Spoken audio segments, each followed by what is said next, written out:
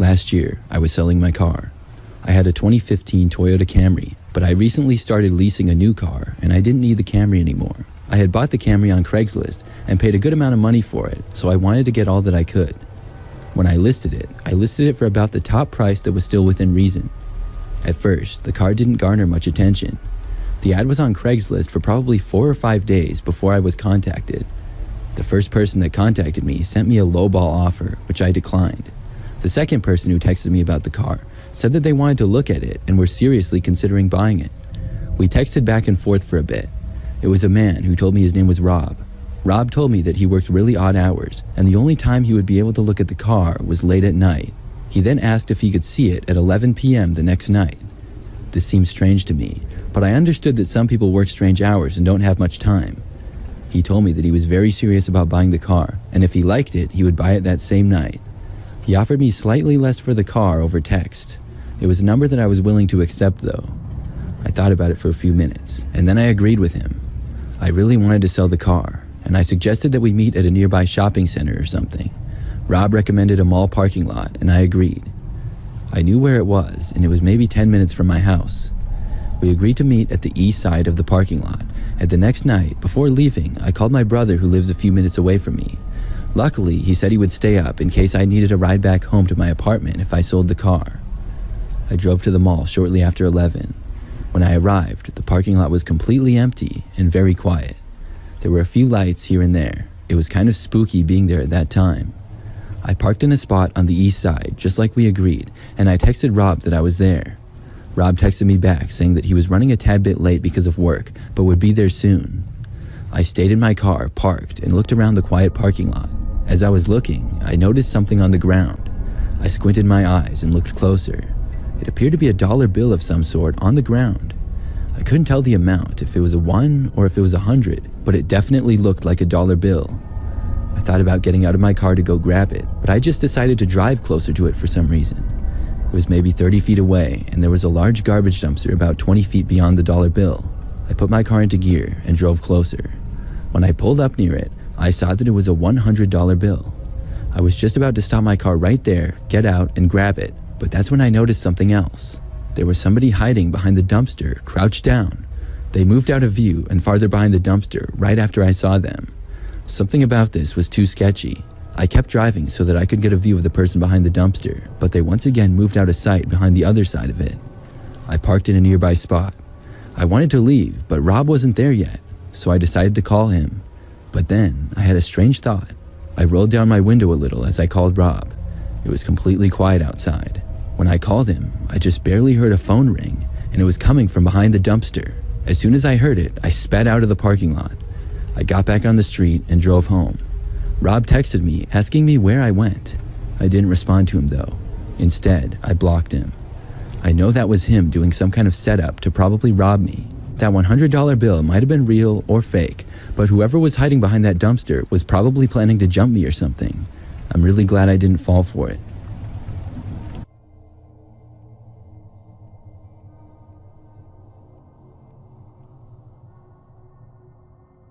This story took place last fall. At the time, I had just recently moved to a house for college. I was living with 3 different roommates, and none of us had much furniture. We had some things for our own bedrooms, such as desks, chairs, and our beds, but we didn't have couches and things like that.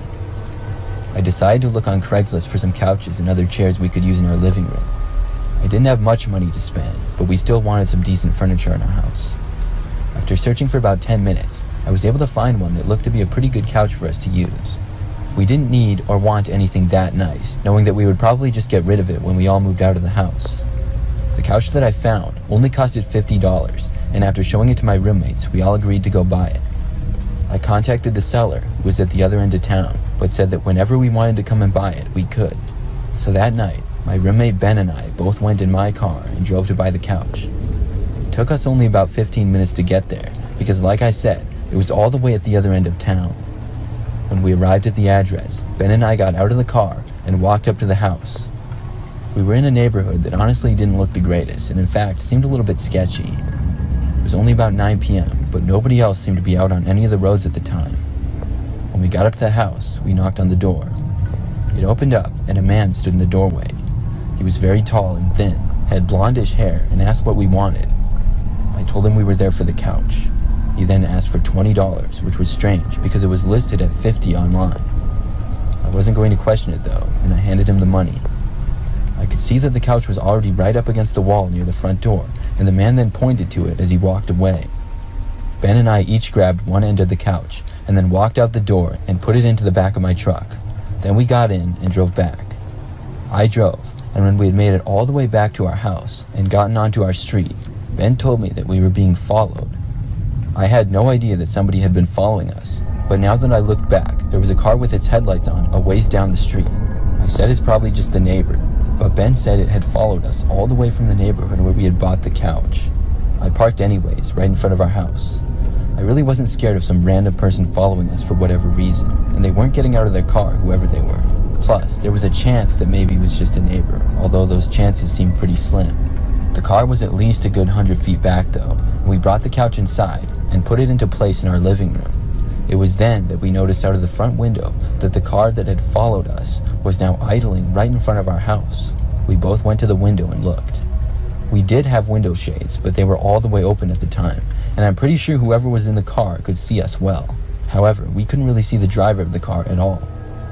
After watching the car for a good minute or so, I decided to go out and see who they were and what they wanted. I opened the door and stepped outside, but the instant I did, the car sped away, screeching its tires and all. I went back inside, and Ben and I tried to figure out what that was all about. But at the end of the day, we didn't know, and they hadn't done anything, so we really didn't care all that much. Over the next few days, things were normal and fine, but then things started to get strange again. One morning, one of my other roommates, Brian, reported seeing a man standing in our backyard sort of near his window. All of our bedrooms were on the second floor, so Brian could see him, but the guy wasn't facing him, so he couldn't identify how he looked. Brian said he thought it was weird, but ultimately just went back to bed. Then, the next night, as we were all watching TV in the living room, the window shades were partially closed, but I noticed what appeared to be two men walking through our front yard. I went over and looked out and saw them go past to the side of the house. After that, they went out of sight, but all of us living there would continue to see random people in the yard or cars driving and stopping in front of the house randomly. This went on for about a week or two, and then all of a sudden it just stopped. After that, none of us ever noticed anything like that again. It was really bizarre, and I still don't have answers.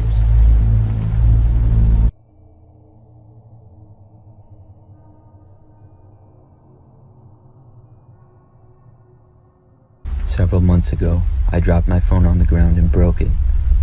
It was broken to the point that I couldn't even use it, and the phone seemed to be damaged beyond repair. My phone was my main communication, and I used it a lot for my work, so I knew I needed a new one immediately. I decided to turn to Craigslist to see if there was any good deals. I figured it would be really fast in possibly getting one the same day. I looked around on my laptop for no longer than 5 minutes before finding something that looked promising to me. It was the same model of phone that I had before, and the price was very reasonable. It was said to be used, but in good working condition and unlocked as well. My friend loaned me their phone for the day so I could text the seller.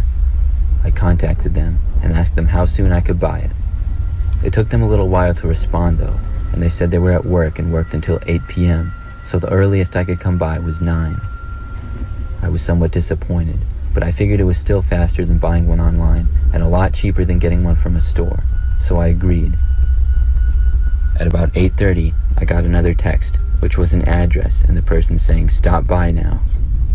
I got in my car right away and drove to the location, which was about 15 minutes away. It was in a neighborhood that had a lot of relatively small houses that were close to each other. The street seemed pretty quiet, and I matched the address on the text to the one on the street. I parked my car on the side of the road and walked up to the front step. I waited for a response, but I wasn't getting one. Then I heard movement right inside the front door and saw that the door was being opened. I expected someone to be there and invite me in, but instead the door just opened about a foot, and then I heard someone walk away. I stood there for a second, not sure if it was an invitation to come in or what. I called out hello, but didn't get a response. I continued to stand there until I saw the door swing open even more. At that point, I decided to walk inside. As I stepped in, I heard the wooden floors creaking at my feet. was pretty old and mostly dark besides a few small lamps that were on and some kitchen lights in the back. The door opened to a living room with a couch and a couple chairs, but was mostly pretty empty. Then I saw a staircase and a hallway in the middle. I took another step in and said, "I'm here to buy the phone." Again, no response. Then I noticed from behind the wall of the kitchen, out into the hallway, a man come about halfway out. He had a huge smile on his face, so big that I could see all of his teeth, and his eyes were wide open. He looked insane. He held out his hand with the phone in it, but didn't say anything. He took his other hand and slowly pointed it at me, and then waved me over, all while having the same creepy smile on his face the entire time. I felt nothing but scared, and turned and ran out of the house all the way back to my car.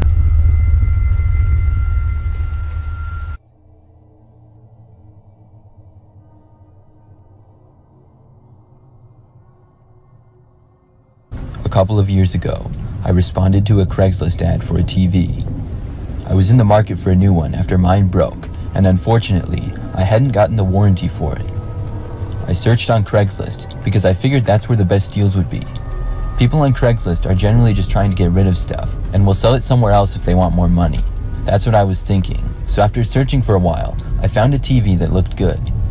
It was 55 inches, relatively new, and was a good price. Not so cheap that it looked like a scam, but cheap enough that it was a really good deal. I saw that it was a new listing, and I decided to contact the seller immediately so that nobody else would get it before I had a chance to.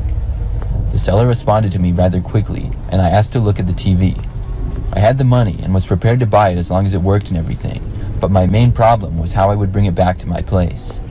My car was really small, and there was no way I was going to fit it in there. My buddy Danny had a truck that it would fit in, so I texted him and asked him if he would help me out. Meanwhile, I was told that I would be able to see the TV that day at 3 p.m., and I agreed to go see it. My hope was that Danny would be able to possibly meet me there with his truck, but a few minutes later, he wasn't responding to my text.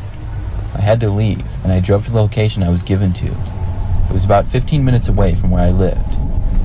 I got to the neighborhood, which looked pretty average to me. It was a residential area that was a little bit out in the country, but not too much.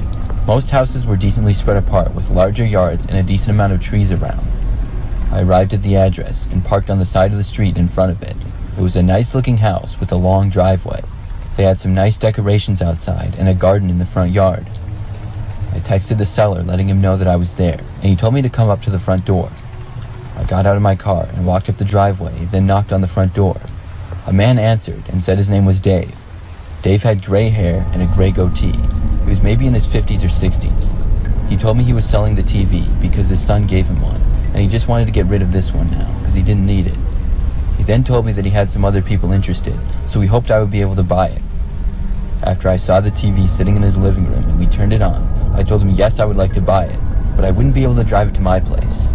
I explained how I texted my friend, and then I checked to see if Danny had gotten back to me. He had, but he said he wouldn't be able to help me until tonight. I asked the man if there was any chance he would be able to hold the TV for me just until 8 p.m. when I would be back. I was surprised, but the man agreed, but he said he wouldn't hold it any longer. I left and went back home, and when Danny came by with his truck that night, I texted Dave, the seller, and he said it was fine for me to come and buy the TV now. Danny and I drove back to Dave's place, now at nighttime. When we arrived at the neighborhood and made our way to the address, I got confused. Dave's house looked different. All of the lights were off, the yard decorations were gone, and even the flowers were gone. It looked as though it was a completely different place than a few hours earlier. Danny shut his engine off and had already gotten out of the truck. I got out and told him to wait because it just didn't look right. Danny was confused and asked why as he began to walk up the driveway. I told him how it looked like nobody lived there now, and he did agree that it seemed creepy. I called Dave to let him know that I was there now, but after I called him, there was no answer. I texted him as well, but I couldn't get a response. We got back in the truck and sat in there waiting for about 15 minutes, but I didn't get any responses from Dave. I figured maybe he sold it to somebody else after all or something, and we decided we should just go back home. I was frustrated, and I was also really weirded out by the whole situation. That night, I was awoken in the middle of the night to my phone ringing. I picked it up and saw that Dave was calling me. It was almost 4 a.m. I decided to answer it because I was really curious why he was calling me now. When I picked up, I could hear Dave's voice start to speak, but I couldn't make out anything that he was saying. He then began to laugh like a maniac, and it really gave me the creeps. His laughing got louder and louder, and then he hung up. It took me a while to get back to sleep, but I was so creeped out by the whole situation that the next day I drove all the way back to the neighborhood. I knocked on Dave's door, but nobody answered. The house still looked abandoned, so I went to the neighbor across the street and knocked on his door and asked him if he knew the guy who lived there. He told me that nobody currently lived in that house and hadn't for a couple of weeks. After learning this, I went back to Craigslist and found that the listing had been deleted. I also looked at my phone and tried to call and text Dave again, but my number was now blocked.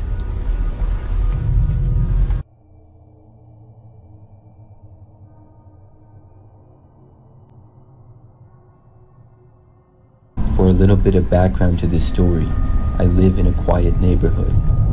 It's not in the middle of nowhere, and we have neighbors, but everyone has a little bit more land.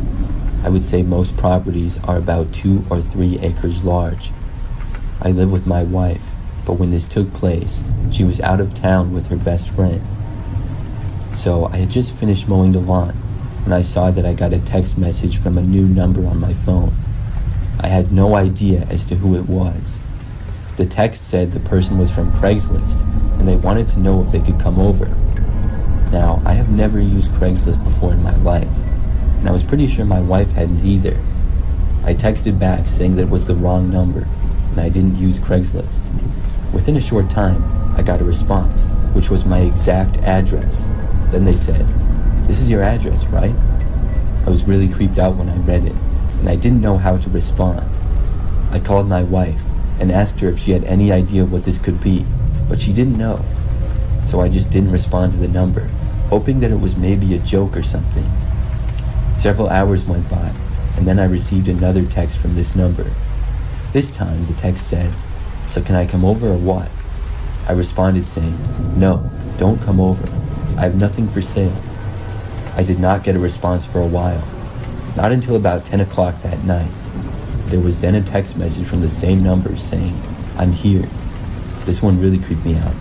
I texted back saying, "Who are you?" The response was that they were from Craigslist, which confused me even more. But it was time to see if this guy was all talk or if he actually showed up. I moved out into the living room and looked out of my front window. The neighborhood typically gets very dark at night and does not have streetlights, so I couldn't really see much. I wasn't noticing any cars in my driveway or on the road or anything. I went over and sat back down on the couch in the family room where I had been. That room was just a ways off of the living room. Probably like 10 seconds after sitting down, I got another text. It said, "Check the front window." I got up and walked into the living room. As soon as I stepped into it, I saw this man standing right outside of the living room window. He was maniacally staring at me with these wide eyes. It was one of the strangest things I've ever seen, and I did not recognize the guy at all. I called the police right then and there. The guy kept standing there for the next minute or so, not moving. Then suddenly, he just turned and ran off, sprinting out of my sight. The cops came out and searched all around. The guy had run away though, and was gone. I blocked the number and checked out the front window several more times after the police left, but he didn't come back, thankfully. And I haven't seen or heard from the man since then. It's still a big mystery to me though. How did he get my address? And who exactly was he? I really have no idea.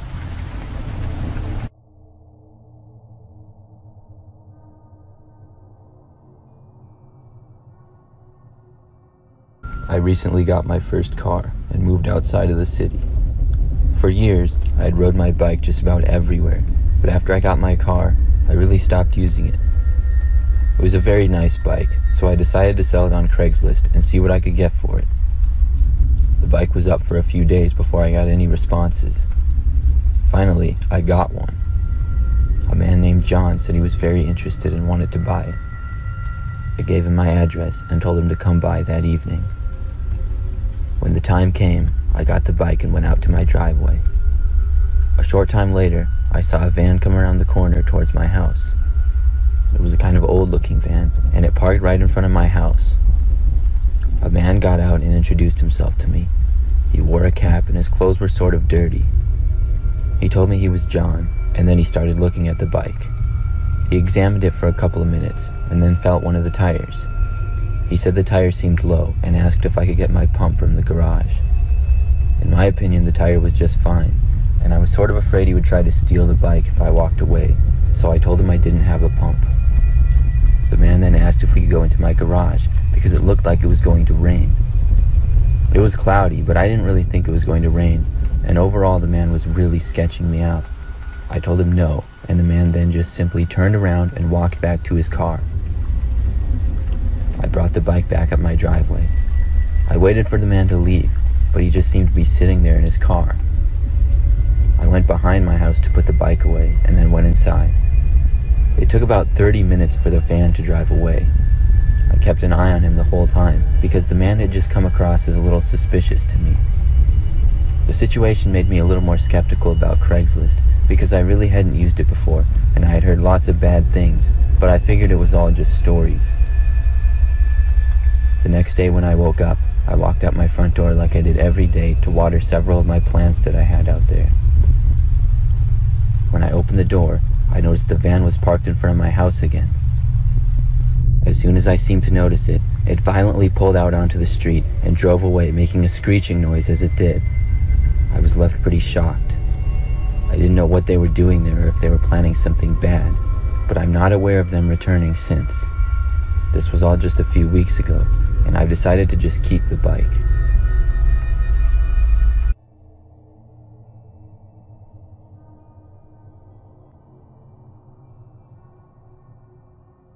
Last summer, I went on Craigslist to look for a car.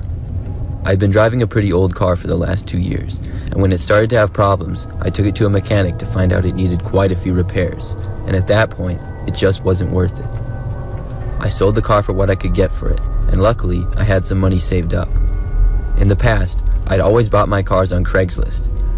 I got them used from other people, and was able to get some pretty good deals that way. I was looking for another used car, but obviously something newer and more reliable than my previous one. After a few days of looking and borrowing one of my parents' old cars, I found one that I thought was really nice and was a good deal. It was a 2010 Subaru Forester, listed for a very reasonable price. I knew these cars sold really fast, and I saw it was a new listing, so I responded to it immediately.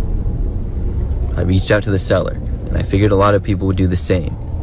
I asked if I could take a look at the car as soon as possible. The seller then contacted me a short time later and said that he could show me the car that night after he got off work.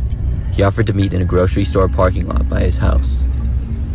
When the time came, at around 8 p.m., the man said that he would be at the location in an hour. I drove to the address that he sent me and got there a few minutes early. It was a grocery store parking lot that was pretty big, but the store was closed and the parking lot was completely empty besides me. I texted the seller telling him that I was there. He responded that he would be there within 5 minutes. A short time later, I saw a car pull into the parking lot, but it wasn't a Subaru Forester. Instead, it just looked like an average white car. I figured it was someone else, until the car parked just a few spaces away from me. I then saw a guy get out of the car who appeared to be on the younger side. He walked towards my car. I opened my door and got out.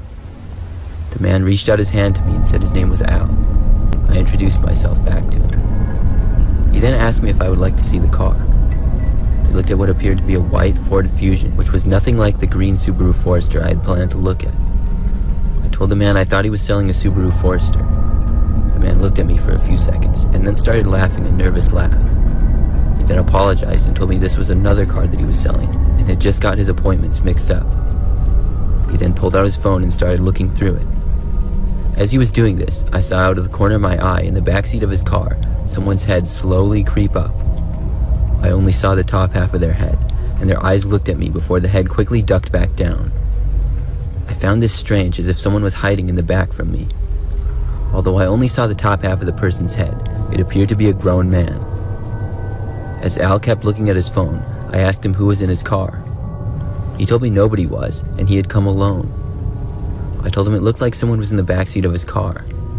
Al then interrupted me and said he saw now that I had responded to his ad for a Subaru Forester and not the Ford Fusion. He then apologized for getting them confused. I asked him if he was a dealer, but he said no, he just had a couple of cars for sale at the moment. By this time, I was feeling sort of weirded out, and being in a quiet parking lot at night didn't help. Al then asked me if I was interested in looking at the Ford Fusion anyways. He started trying to sell me on the car, saying that he would give me a great deal and that I could even test drive it. It really wasn't what I was looking for though, and I told him no thanks. I then told Al once again that I was sure I saw someone in his back seat. Al then walked over to his car and got inside. I saw him look in the back, and then he rolled down his passenger window and said to me, "Nobody's in there." Then he drove away without saying another word. I then got back into my car and drove home. After getting home, I realized just how weird of a situation it was. Al seemed really suspicious to me, like he was hiding something, and I didn't know what was going on. When I went to look at the Craigslist listing again, it was gone. The next day, I decided to report the whole encounter to Craigslist. To this day, I don't know who the guy in the backseat of the car was, if it was some sort of setup to rob me or something like that. I don't know. But the fact that the Al guy seemed to have multiple listings scares me. It makes me think if he was planning to rob me or something, he was going to do it to multiple people.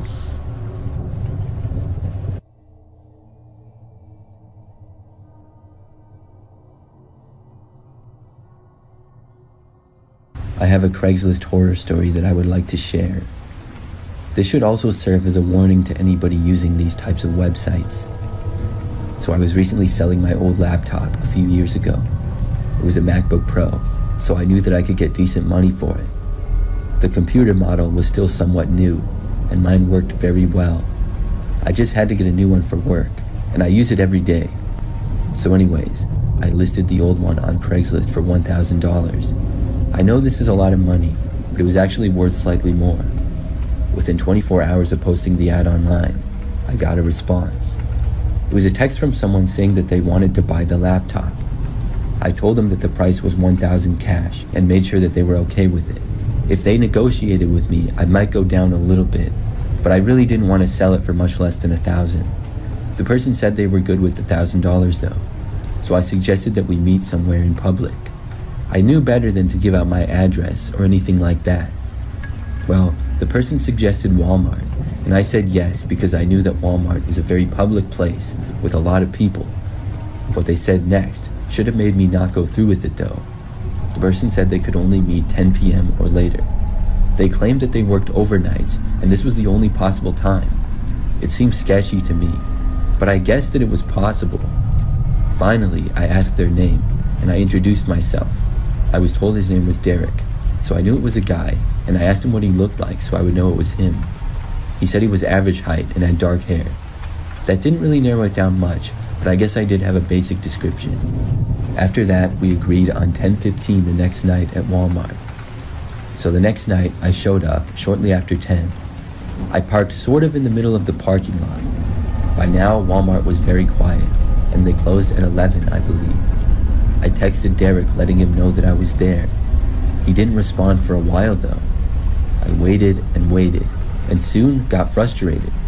At like 10:30, he finally responded and said that he would be there in about 15 minutes. I was annoyed, but if he bought my computer, it would be worth it. So I waited patiently and just did stuff on my phone. More time went by though. At shortly after 11, I was about to leave when Derek finally texted me saying that he was there. He then said that he was at the back of the parking lot. I looked around, but I couldn't see much from where I was. Eager to sell the laptop already, I drove farther to the back of the parking lot.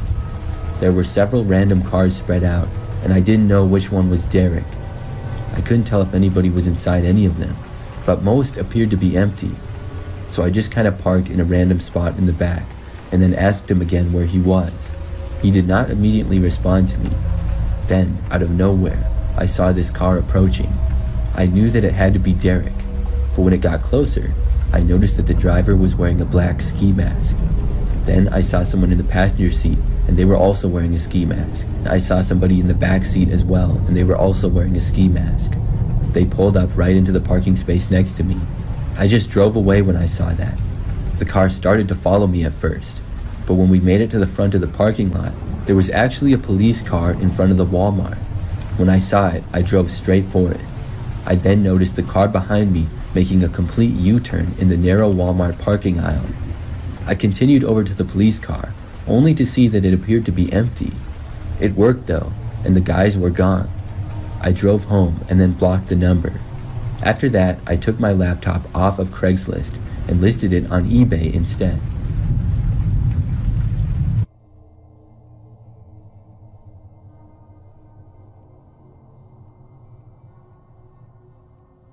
A few years ago, I was in the market for a new car. By new car, I mean newer than the one that I was currently driving at the time. My car was over 20 years old and would occasionally break down. I finally had some money saved up and was looking for something a little bit better. I started looking around on Craigslist. This is where I had gotten my first car, and I knew that they had a lot of good deals. I was also familiar with the website and had been looking there for almost a month. I found a car that looked pretty good. It was cheap, sort of high miles, but lower than my current car. It was definitely an upgrade. I decided that I was serious about it, and I contacted the owner to look at it. It turned out that the owner was a small dealer in the local town, and he said that I could come and see the car the next day. So I went there, and it was a place that I had never seen before. It was sort of run down looking, and even a bit sketchy. The building was small, and the parking lot had areas of cracked concrete with weeds growing out of it. The place had 8 total cars for sale, none of which looked very appealing. Still, the prices were cheap. The building was small, but had 2 stories, and it looked very old. I walked up and tried going inside, but the door was locked, so I knocked on it. A short time later, a man opened the door and introduced himself to me as Terry. He shook my hand and asked me what car it was again that I was interested in. Terry had a mustache and wore a red hat. I would describe him as fitting in with the place nicely. I reminded him of the car that I was interested in and pointed it out on the lot a few feet away. We both walked over to it, and then Terry said, "Let's go get the paperwork." I was a little bit confused because I hadn't agreed to buy it yet or anything. Maybe he wanted us to test drive it, or maybe he didn't know the general information on the car. So we both went inside the building. When I got inside, I saw a small hallway and then a few doors. Then there was a staircase going upstairs. Terry told me to go upstairs, and that's where it was located. I walked up the narrow staircase, and as I reached the top, Terry stood there and showed me which room to go in. There were only 2 doorways at the top of the stairs in a tiny hallway.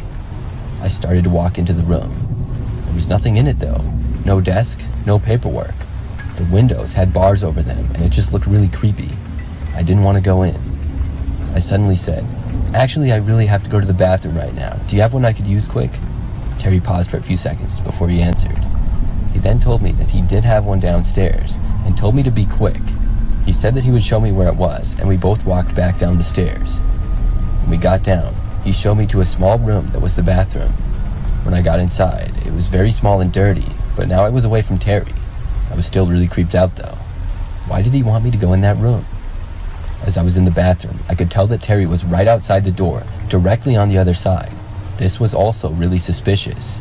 I just wanted to leave at this point. I no longer cared about buying that car. I went to leave the bathroom, and as soon as I started opening the door, it hit Terry, who was standing right outside of it. When it did, I quickly closed the door again. Then, I decided to just open the door really fast. The door opened onto Terry, and it pushed him back a little. It created a sort of wall between me and him. I ran out of the room and to the right. Then I ran straight for the door. I heard him yelling something at me, but I didn't stop to listen. Soon, I was out of the building and sprinting for my car. When I made it, I got inside and drove out of there. I got home, and when I looked, the Craigslist ad was deleted. I tried finding that car place on the map, but it was not showing up as a business. I really don't know what the deal with it was, but I never went back.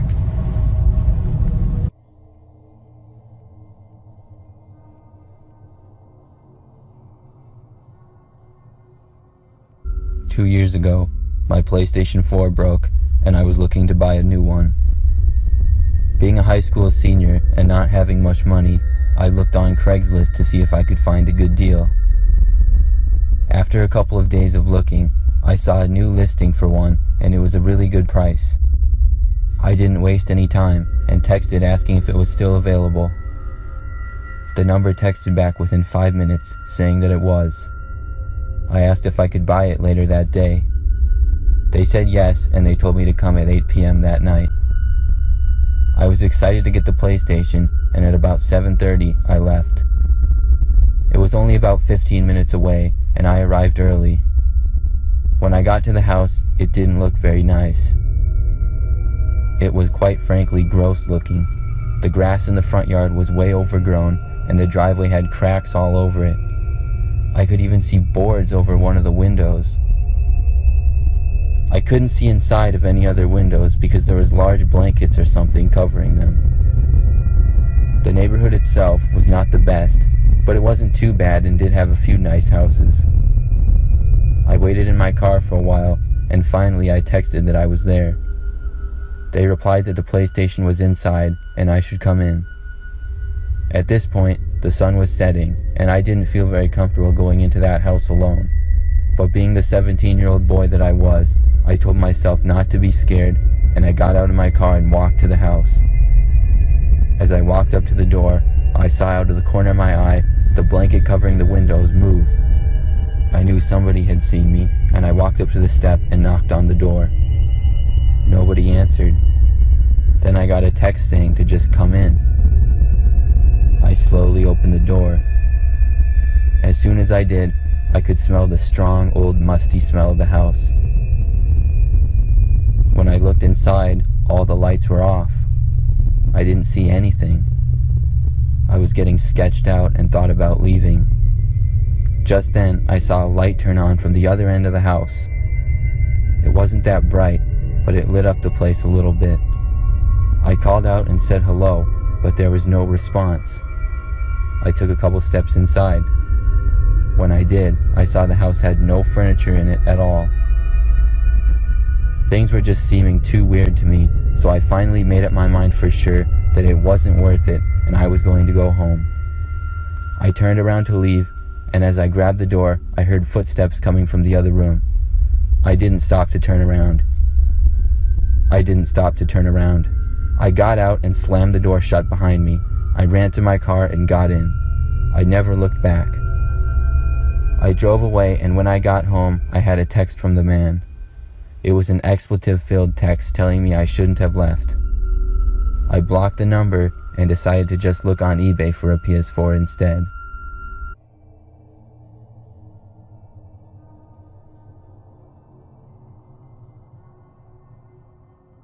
One time, I was going to buy a TV on Craigslist. This was years ago, but I would browse Craigslist at work all the time back then. Several times, I got really good deals or things for free. You never really knew what you would find there, but you also had to be very careful. So I found this really good deal on a nice TV. I was in the market for one, and the ad looked legit. The price was cheap, but not so cheap that it would make me wonder if it was too good to be true. The pictures of the TV appeared to be in somebody's home. I responded to the advertisement and said that I would like to buy the TV if it was still available. Within an hour, I got a text back from the seller saying that it was available. It was a woman who said her name was Joy. She gave me an address and told me to come over the following night to buy the TV. I looked up the address, and it appeared to be a house in a neighborhood that was maybe 10 minutes away. So the next day, I got the cash and drove to the address. I parked on the side of the street in front of the house in what appeared to be an average neighborhood. I think it was about 7 p.m. When I knocked on the door, it was quickly answered by a woman. She looked to be in her 30s and was about average height with dark hair. She said hi and invited me inside. I stepped into what looked to be the living room of the house. There were boxes around and stuff, as if maybe they were moving. There really wasn't that much furniture, and Joy said sorry that it was a mess, and I said it was fine. She then told me that the TV was in her bedroom. She then led me to the hallway and stopped and opened the door to the bedroom. She said the TV was in there, and I stepped inside. When I did, I noticed that the room appeared to be completely empty though. And right after I got inside, the door slammed shut behind me. It all happened so fast. I looked around and there was no TV in there. I turned back and saw that Joy had closed the door on me. She hadn't even entered the room. I walked over and tried opening the door, but it was locked from the outside. It was so weird. I knocked on the door and asked Joy what was going on, but she did not answer me. I kept trying the door for a minute or two, and it just wouldn't open. Then I was yelling for somebody to open the door, but was getting no response. After realizing that wasn't working, I looked around the room. It was a small bedroom and was completely empty. There was literally no furniture at all. I got out my phone and tried calling my friend, but I was getting no signal in there. I thought that was weird. I tried opening the door and calling for help again, but it was apparent that nobody was going to respond to me. I looked around the room, wondering what on earth was going on. Several minutes into this, and I started to hear noises coming from outside the room. It seemed like they were coming from the living room area. It was joy and the sound of a man's voice. I couldn't tell what they were saying, but I could just hear that they were talking to each other. I yelled again, but got no response. After that, I went over to the window and tried to open it, but for some reason, it wouldn't budge. This angered me, and I went back over to the door and started banging on it as hard as I could. I wanted to break the door down. Then I heard a man's voice yelling at me to stop from down the hallway. I didn't know what these people were capable of. I did stop, but just for a moment. Then I took out my phone and found my alarms. I turned my volume all the way up and started playing the most annoying alarm noise. Then I put my phone at the far side of the room. I then walked over and stood just behind the door on the other side of that. Within probably 30 seconds, I heard somebody walking towards the room. Then they got right outside the door. The door then opened and a man walked in. He turned and first started going towards my phone, making all the noise. I came out from around the corner and ran past him, leaving the room.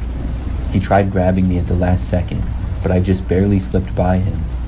When I ran out of the room, I went down the hallway. Then, when I got to the living room, I saw Joy standing there. She sort of tried to stop me, but I was going too fast and got around her as well. By now, the man had started to run after me. I opened up the door, and when I was doing so, Joy grabbed at my arm. I just got out the door though. They were both running towards me, and I sprinted for my car, and luckily still had my keys on me.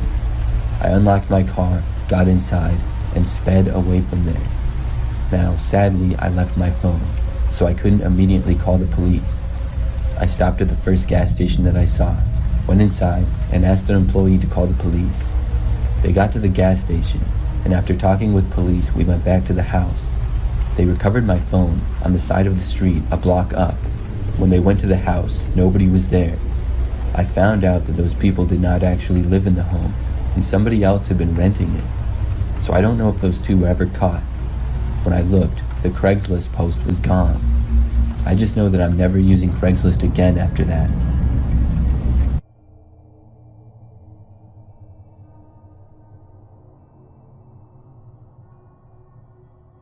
This was the first and only time I ever used Craigslist. It was about 5 years ago.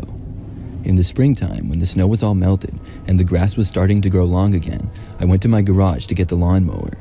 I had an old push mower, and it hadn't been used in months. When I wheeled it out of my garage, it wouldn't start.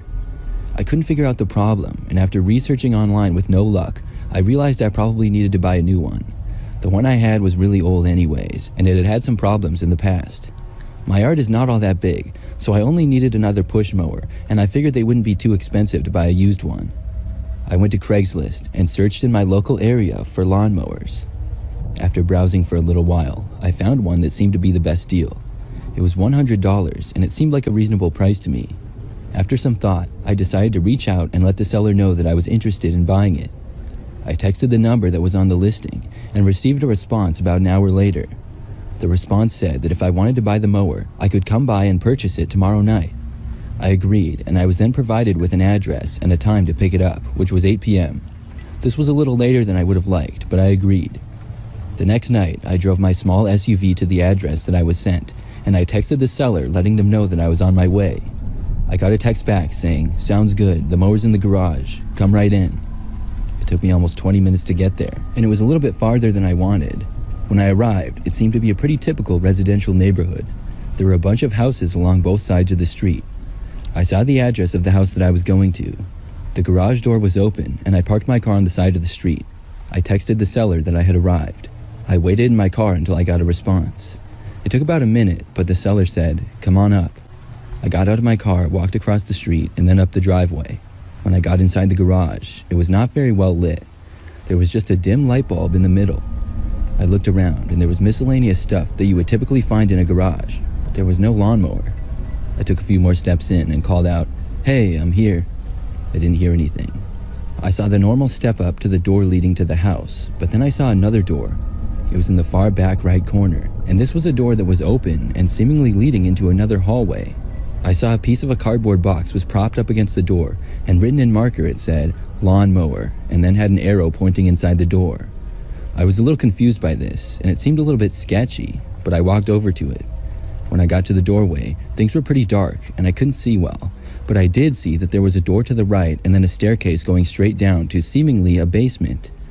The arrow was pointing down the stairs, so maybe this guy had his lawnmower in the basement for some reason. I started walking down the stairs to the basement area. When I made it to the bottom of the stairs, I could now see that the entire basement appeared to be unfinished, and the lighting wasn't much better in there either. Still, I didn't see a lawnmower.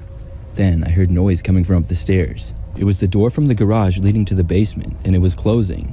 It wasn't slammed or anything. It was closed relatively quietly, but I still heard it. I looked up the staircase, but didn't see anybody. Whoever had closed the door closed it from the outside. I suddenly had a really bad feeling, and I just wanted to leave. I walked back up the stairs as quickly as I could. As I was making it to the top of the stairs, I heard another door close, and then footsteps. Somebody else was in the house. It sounded like they had gone in the other door leading from the garage. I tried opening the door to the garage, but it was somehow locked from the outside. I couldn't open it. Then I tried the other door leading to inside the house. That one was already open a crack. When I made it inside the rest of the house, I saw that I was in some sort of hallway. It was small and led to a living room type of area that had a sliding glass door that went out to a back patio. I heard footsteps approaching from another room around the corner. Without hesitating, I went to the sliding glass door and opened it. Once outside, I shut it behind me, just in time to see a man coming into view inside the house.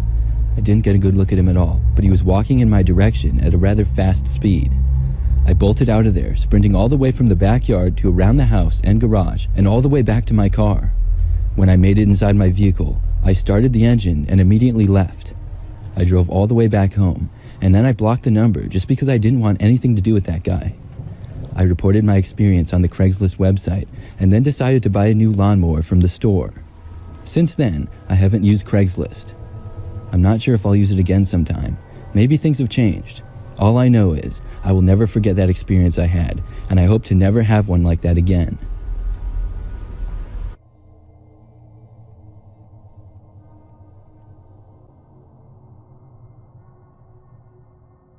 I'm a male, and this happened roughly 2 years ago. I was selling my old phone on Craigslist after getting a new one. There was nothing wrong with the old phone, and it was only 2 years old. I figured there would be a good market for it, so I listed it on Craigslist. Now I was debating between eBay, Facebook Marketplace, or Craigslist. Obviously, I ended up choosing Craigslist. The price I was asking was pretty good. I didn't care about making a bunch of money off it. I really just wanted to sell the phone fast. And after posting it, I think within a few hours, I got a text message regarding the phone. Somebody told me that they were interested in buying it. I responded to them and said that it was available and they could buy it as soon as they wanted.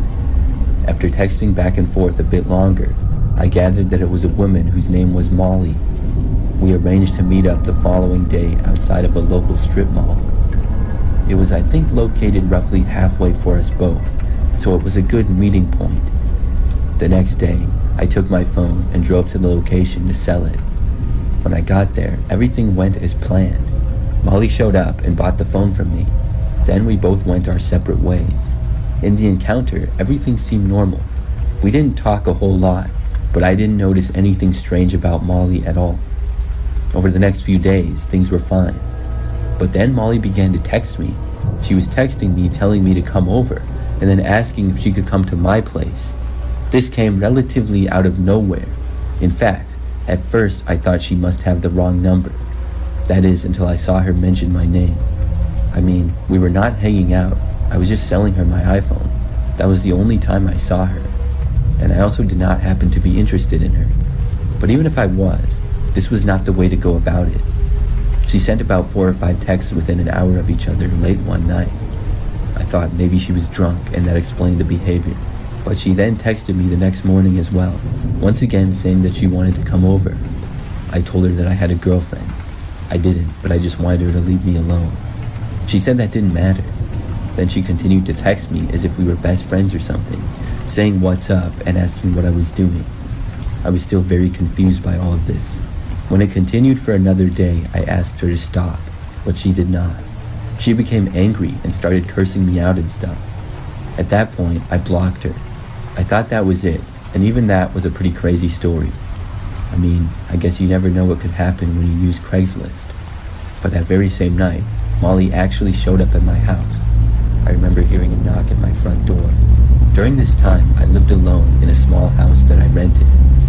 When I looked out of the front window, I saw her standing there, and I couldn't believe it. I mean, how did she know where I lived? Had she followed me home? I answered the door, just to tell her to leave me alone.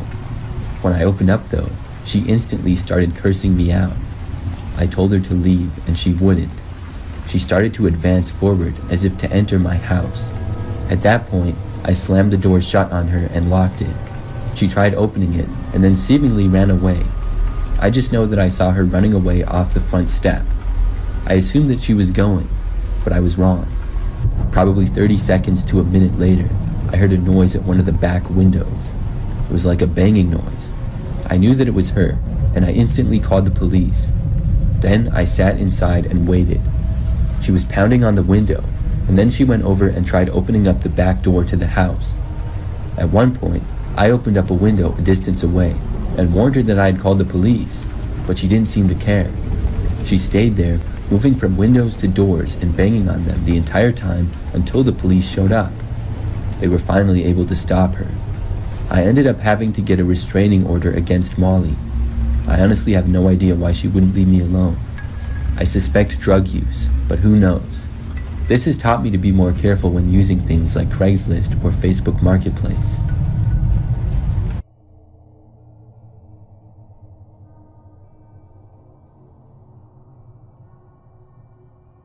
A couple of months ago, I decided to sell my TV on Craigslist.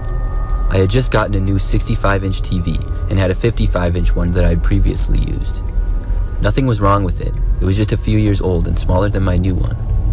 I didn't really have the space to keep it in my house, with it being rather large, and I thought I could sell it. I had never used Craigslist before, but thought it would be the best option for me in the area where I lived.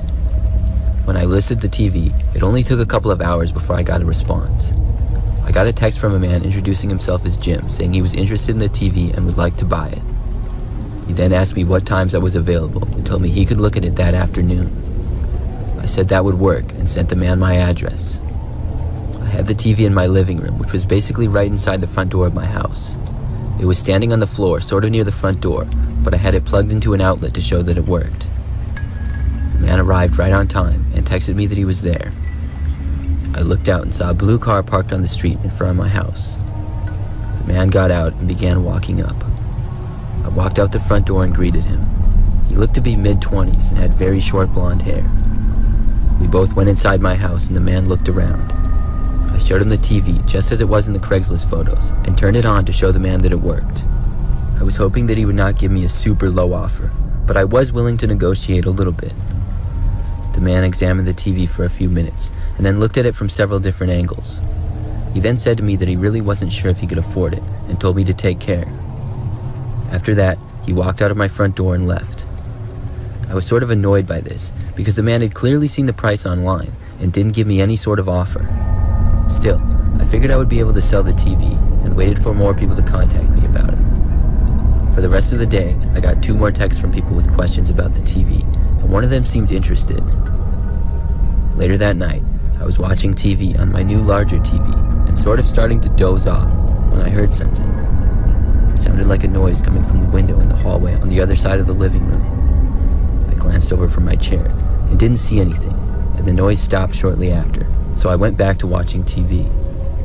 The TV volume was pretty loud, and as I started to hear a noise again about 20 minutes later, I turned the volume down. This time, I heard again from the window another noise. I really couldn't tell what type of noise it was or make out the exact sound. I looked over again, but this time I saw something. My window was slid up a good 3 feet, and I saw someone's hand in it from the outside. I was frozen in fear, it seemed, or maybe I was just in disbelief, but I didn't move or say anything. I watched as a man climbed through the window, which was roughly 20 feet away from me. All the lights were off in the house, and the only light was coming from the TV, so I had no idea who it was at first. But then, when the person was fully inside the house, I could see that it was Al, the man who had looked at my TV for sale earlier that day. As soon as he got inside, he looked to the light which was coming from the TV. Then he noticed me. He seemed really surprised to see me at first. Then he demanded my wallet and phone. I was worried to give him my phone because then I couldn't call the police or anything. I handed it over to him and told him my wallet was in the bedroom, which it actually was. He asked me where the bedroom was, and I told him. He told me not to move at all, and he backed away facing me towards my bedroom. He didn't appear to have a weapon or anything, but I wasn't going to risk it. I told him I wouldn't move, and Al then asked me where in the bedroom my wallet was located. I told him it was on my nightstand, and then I watched him go into the room and turn the lights on. That's when something in me just decided to run. I ran to the kitchen, which was in the opposite direction, and then quickly opened the sliding glass door which led to the backyard. From there, I ran as fast as I could to a neighbor's house who I was friendly with. I pounded on their door for a good 20 seconds before they opened up and let me inside. From there, I used their phone to call the police. When the police arrived, Al was long gone, but I was able to give them a decent amount of information on him. He had stolen my wallet, phone, and TV I had for sale, as well as a couple of other valuable items I had. As a lesson from this, I would recommend anyone selling on Craigslist should not give out their address, but instead meet in some sort of public location.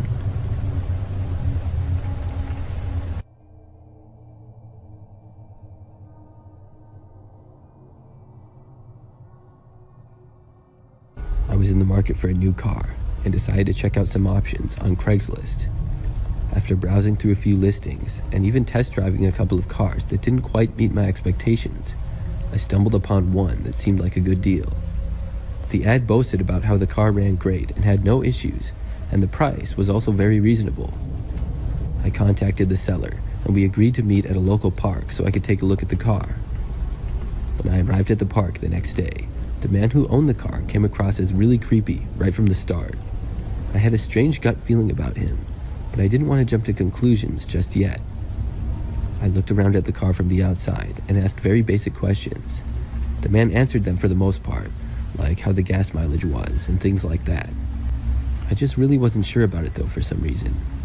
We both stood near the car, and the man insisted on demonstrating how well it ran. He didn't offer for me to take it for a test drive though. Instead, he asked that I get in the passenger side of the back of the car and he would drive. I saw that the front passenger seat was like folded up almost, and also up against the glove compartment.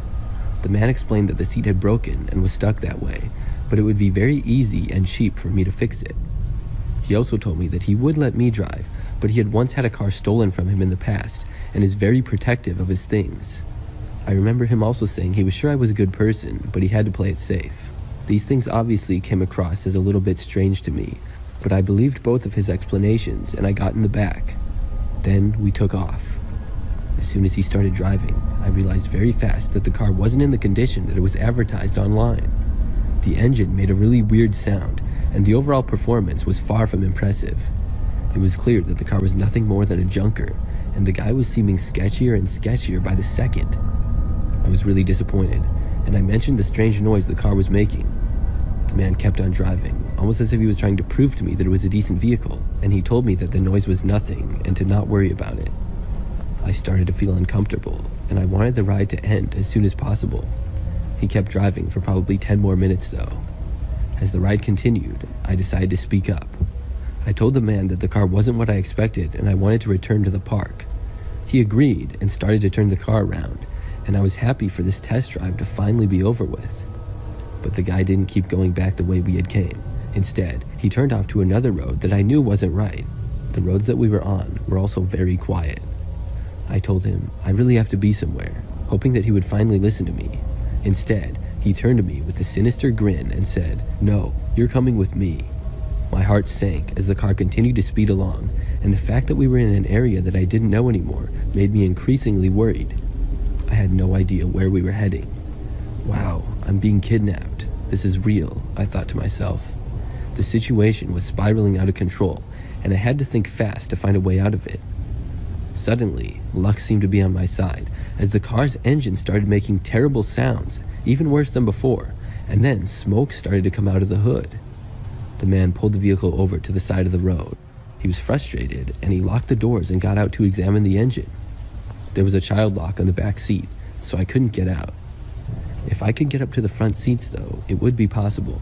But the man was right there, and I probably wouldn't be able to get past him. He would see me moving to the front. I sat there for a moment as the man fumbled around with the engine. Then I noticed a truck coming up behind us on the quiet road that we were on the side of. An opportunity presented itself to me. As the truck stopped behind us, I quickly jumped into the front driver's seat and unlocked the doors. Then I jumped out and was just feet away from the man. He started to try and stop me, but I ran in the opposite direction towards the truck behind us. The guy driving the truck looked really confused, but ended up letting me in. I told him what had happened, and the police were called. Meanwhile, the man got back inside his car and tried desperately to start the engine and drive away, but the car still wouldn't start. Eventually, he ended up just getting out and running off into the woods. I sat inside the big pickup truck with the driver, watching the whole time. The police got there about 5 minutes after the guy had ran off into the woods. They were able to find him and picked him up in about 15 minutes.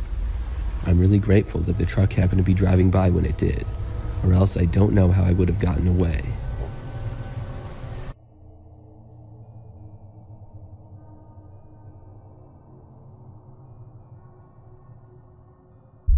This story happened last fall. My family got a new flat screen TV in our house, so we decided to sell the old one. We listed it on Craigslist, and after a few days, a man responded to the ad. His name was Charles, and he wanted to come over to look at the TV. We scheduled a time, and he came over. When he got there, he looked like a normal average guy. He had an old truck and told us that he worked in construction. My dad and I invited him inside to our living room and showed him the TV. He seemed to like it a lot, and we thought he would buy it, but after a while, he said he would have to pass on it, and then he left. We were pretty disappointed that he didn't buy it, but we figured it would sell anyways. Later that night, as I was in bed playing a game on my phone, I heard a noise of what sounded like something scraping on my window. I figured it was a tree branch or a bug, but then I heard it again. It was enough to make me go over and look out the window. When I did, I didn't see anything and went back to bed. After a while, I finally got tired and shut off my phone to get some sleep. I closed my eyes, but just then, I heard it again. This time, it was more of a tapping. I wasn't facing the window, so I rolled over to my other side to look. When I did, I saw what looked like the back of a man. I recognized it as Charles, the man who was at our house earlier. I got up and walked over to the window, but he was gone. I went to my parents' room, but they were already sleeping. I debated whether I should wake up my dad or not, but decided I must have scared off the man, and I would tell him in the morning. I went to all the doors in the house and made sure they were locked, and then went back to my bedroom to go to bed. It took me a long time to fall asleep, but eventually I was able to. I woke up in the middle of the night to a sound coming from my window again. I looked over to see the man about halfway through the window coming into my room. I screamed like a little girl at the top of my lungs. The man then backed out of the window and went back outside. My dad came into the room within a few minutes. He ran to the window, but the man had already run away again. After going outside, my dad couldn't find him, so we called the police to report the incident. It turns out the lock on my window was faulty, and that's how he was able to get in. Thinking of it still gives me the creeps.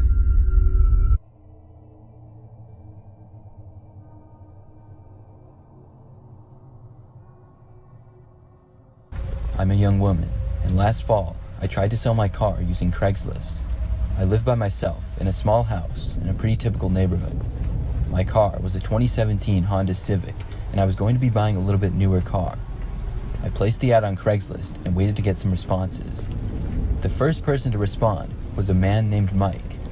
Mike texted me asking if the car was still for sale and said that he was very interested in it. I told him yes and asked if he would like to come and see it. He told me that he would, and we arranged for him to come over to my house the next day.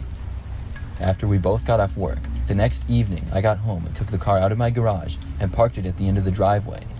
Mike arrived a little bit later at the agreed time, and I met him at the end of the driveway near the car. Almost immediately, things went horrible. Mike looked at the car for the first minute or so, but then he became a total creep. He started trying to hit on me and made uncomfortable conversation. He no longer seemed interested in the car, but only with me. It got really uncomfortable and really annoying, and I wasn't going to take any more of it, and I told Mike that I wanted him to leave. Mike started to get angry, and he said that he wanted to buy my car and told me I was being rude to him for no reason. After trying to get him to leave me alone for several more minutes, I threatened to call the police. This finally got Mike to leave me alone. He angrily stormed off and got back into his car and drove away. I was really glad that he was gone. He really creeped me out, and something about him just seemed a little bit off. I brought my car back in the garage and went inside. It was later that night when I started receiving texts from him. He asked me if he could see the car again, but then started texting me the same weird and creepy things that he was saying to me in person. After probably 4 or 5 texts from Mike that night, all in the span of about an hour, I blocked his number, and then I replied to 1 or 2 people that were actually interested in my car for sale. I was in my bedroom on my laptop doing this, and it was about 11 p.m. or so. That's when I heard a knock coming from my bedroom window directly to my left. I was startled and looked over to see Mike looking right in my bedroom window at me. He was knocking on the window, and I couldn't make out much in the dark, other than I knew it was Mike for sure. I jumped back and literally hid behind the other side of my bed when I saw him. He was now messing around with the window as if he was trying to open it. I yelled loudly that I was calling the police.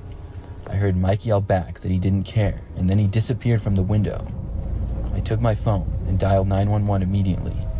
I stayed on with the operator while I waited for the police to arrive. I had no idea if Mike had left or where he was until about a minute later when I heard a banging noise now coming from the back side of my house. I couldn't tell exactly where he was, but I wasn't going to go and find out. The police would be there shortly, and I was just hoping that Mike wouldn't get inside of my house. It wasn't a very big house, it was pretty small, and if he got inside, it wouldn't take him long to find me. I heard the banging now move to a different spot, but I still didn't know exactly where he was. It paused for about a minute or two, but then it picked back up again. And then, all of a sudden, I heard the terrifying sound of glass breaking coming from somewhere in the opposite side of my house. I ran and hid inside my closet in the corner of my bedroom. I was hoping that Mike wouldn't be able to get to me. And then, just in time, I heard the sound of a siren coming from right down the street. I remained hidden in the closet and listened to what was going on. I didn't hear much movement from inside the house, but within a minute, I started to hear some yelling coming from the front door. The police had arrived, and I felt much safer. I left my room after an officer came to my door, and I was told that they had caught Mike. One thing I learned from this experience is to never meet with people from Craigslist at your home, and instead choose a public place. However, I have stayed away from Craigslist altogether since, and I sold my car somewhere else.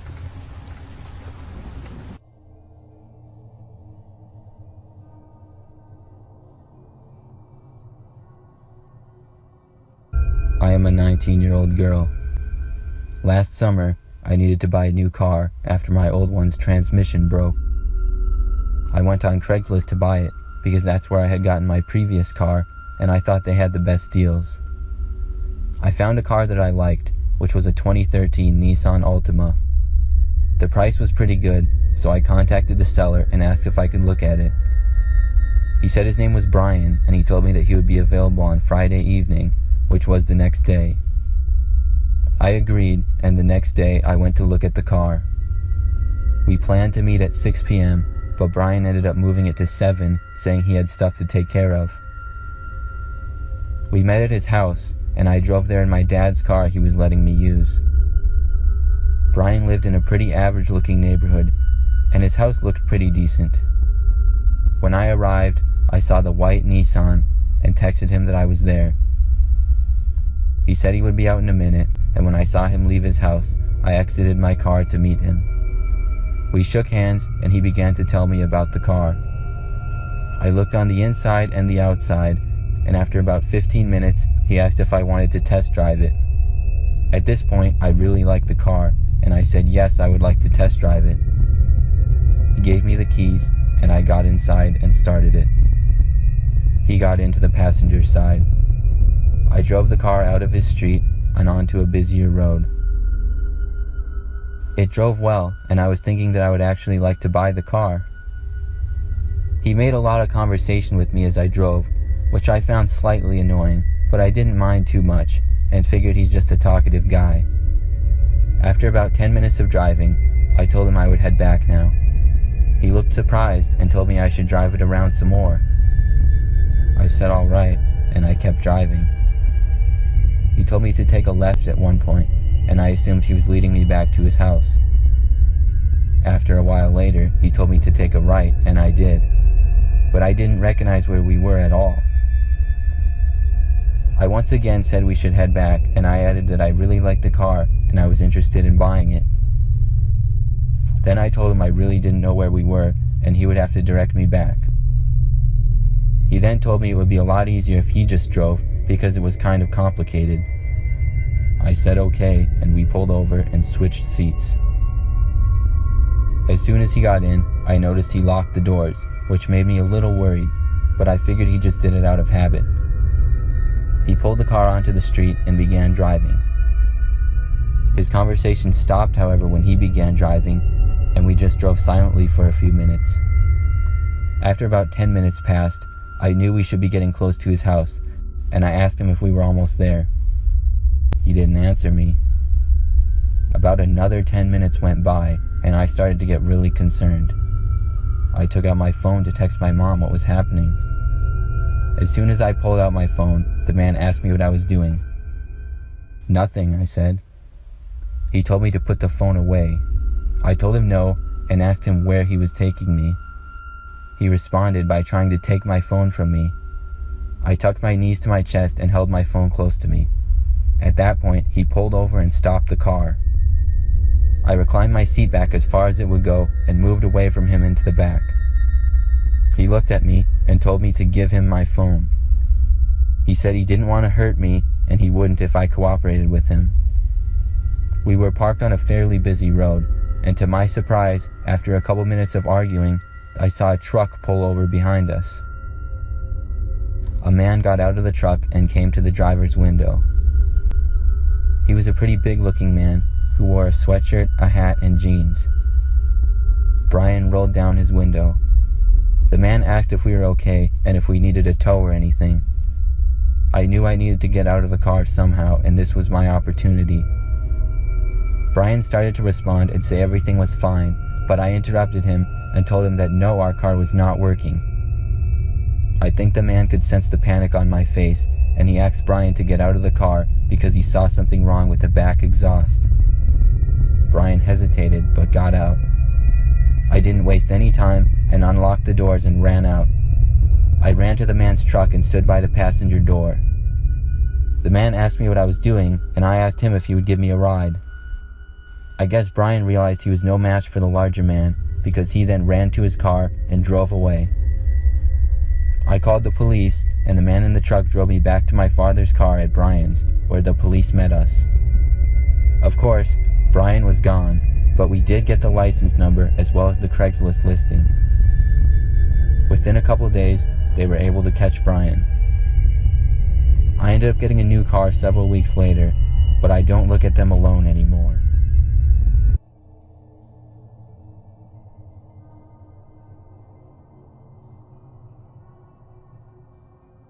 I have been using Craigslist for years.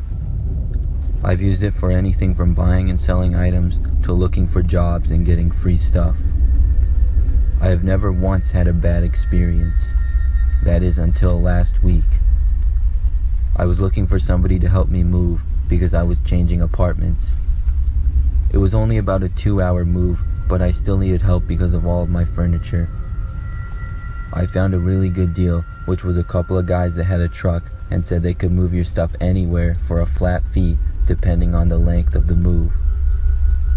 I contacted them and they got back fairly quickly with the rates. I was happy with it, and we made the agreement that they would come on the day of the move to help me. When my moving day came, I packed up all my stuff in boxes aside from my large furniture and waited for them to show up. They came right on time and in an old beat-up truck. It had no logo on it or anything, but I didn't care as long as they got the job done. It was two guys named Dan and Tom. They introduced themselves to me and we got to work. They weren't the friendliest, but they seemed like decent guys and they had everything in the truck within 30 minutes. I put some things into my car as well and we drove separately to my new apartment.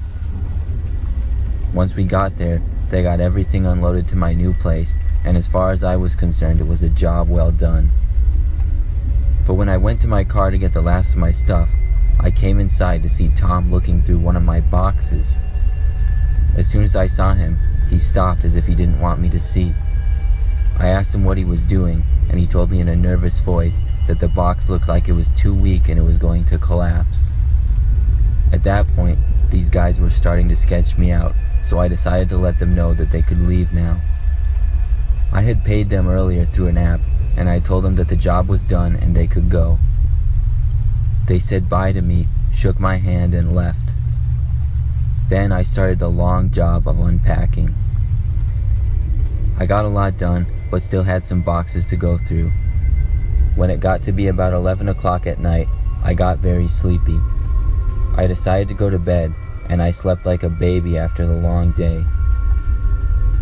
I woke up a few hours later, in the middle of the night, to hear some noises inside my apartment. It was pitch black, and my eyes needed to adjust, but I thought I saw one of the boxes outside my room moving. At first, I thought it might have been a mouse, and I was thinking about going back to sleep. But then I thought I heard a man's voice speaking quietly. I didn't know what to do, if I should pretend to be sleeping or if I should confront whoever was out there. I wanted to call the police, but I didn't want the man outside my room to hear me. Then everything went quiet. I waited for a couple of minutes, and then I sat up in my bed and looked out my doorway. But what I saw when I did was the face of Dan, who was one of the movers, peek around the corner and look directly at me. Then his face disappeared. I didn't know what to do, so I screamed that I was calling the police and that I had a gun. I really didn't have one, but I just wanted to scare them off. It ended up working, and I heard loud footsteps and the men leaving. I called the police, and I also went to Craigslist to get screenshots of their ad. However, it had already been taken down. I gave the police all of their information that I could remember. Who knows if Dan and Tom were their actual names or not. It turns out when they were in my house, one of them unlocked a window and opened it slightly enough that it wasn't noticeable, but that they could sneak in through. I'm going to be careful when using Craigslist from now on, so nothing like this ever happens again.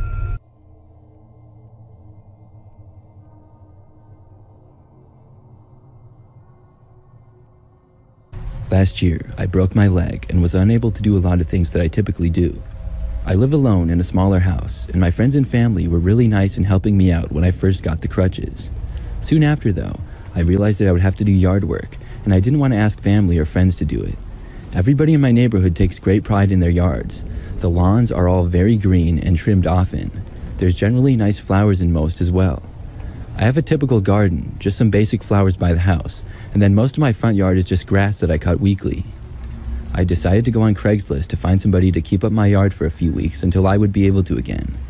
There was only 3 weeks until I would be able to do yard work, and I didn't want to hire a company because I knew that would be really expensive. I found an ad on Craigslist that said, "Male just graduated from high school, looking to earn money doing odd jobs during summer." He even listed yard work in the ad, and I figured this would be a good person to go with. I contacted the kid, whose name was Michael. He responded saying that he was excited to have a job for a few weeks, and I told him he would come over once a week. The job would be cutting the grass and watering the flowers, also cutting down weeds if there were any, and picking up sticks in the yard. Probably would only take an hour or two each week. The next week, Michael arrived at my house, and I went outside to greet him. Right away, though, things seemed strange. Michael did not appear to be in high school at all. He had a full beard for starters, and I know some high schoolers can grow full beards, but he just didn't look 18 or 19, more like 29 or 30. Right away, I said to Michael that I thought he said he had just graduated high school. He looked confused for a moment and then said that he looks a little older than he actually is. He admitted that he hadn't just graduated, but claimed he forgot to change his ad for a few years. More like 10 years, I thought. Still, he looked capable of doing the work, and he was already here, so I gave him the information that he needed, and he started working. I went inside and went over some work stuff. I was working part-time at home and part-time in the office at the time. Occasionally, I would glance out the window to see what Michael was doing. The first day went pretty well. He did all of the maintenance work in about an hour, and then I paid him, and he left. The next week was a bit different. There was the same amount of work to be done, if not less, but he was there for almost 3 hours. I wasn't quite sure why he took so long, because I wasn't paying him by the hour. But finally, he finished, I paid him, and he left. The next week, which was the last one, he was there for a lengthy amount of time again, and this time, I noticed him poking around some of the windows and areas of my house from the outside. I really didn't know what he was doing. Cleaning the windows was not part of the job. That's seemingly what he was doing, though. I was careful not to let him notice me when I watched him work, but seeing this was a little confusing. At last, he was done, and I paid him for the final time, and he left. I was glad to be done working with Michael. He was a little strange and definitely misrepresented himself. But that same night, at about midnight, I was still awake and on my phone in my bedroom. I'm a bit of a night owl, and I frequently stay up past midnight. I heard the sound of a window opening at the opposite end of my house. Immediately, I knew what was happening. I just knew it had to be Michael. Looking back, I could have been wrong, but I had more than a hunch. I didn't know what he wanted or what he was trying to do, but when I suddenly heard footsteps coming into the house, I knew I had to do something. I stepped out into my hallway, just a couple of steps. Then, I shouted as loud as I could that I knew it was Michael and I had a gun. I didn't have a gun, but I wanted to scare him off. It actually worked, and I heard footsteps moving back until I heard noises around the window again. I left my room and walked into the living room to see an open window. I went to the front of my house and saw what sure enough appeared to be Michael running out of the front yard and onto the street. I made sure that all of my windows and doors were closed, then I went back to bed. The next day, I went to the police with all of my information. It was not difficult at all for them to find Michael because his ad was still on Craigslist. I'm glad I was awake that night when he tried breaking in, or I'm not sure what would have happened.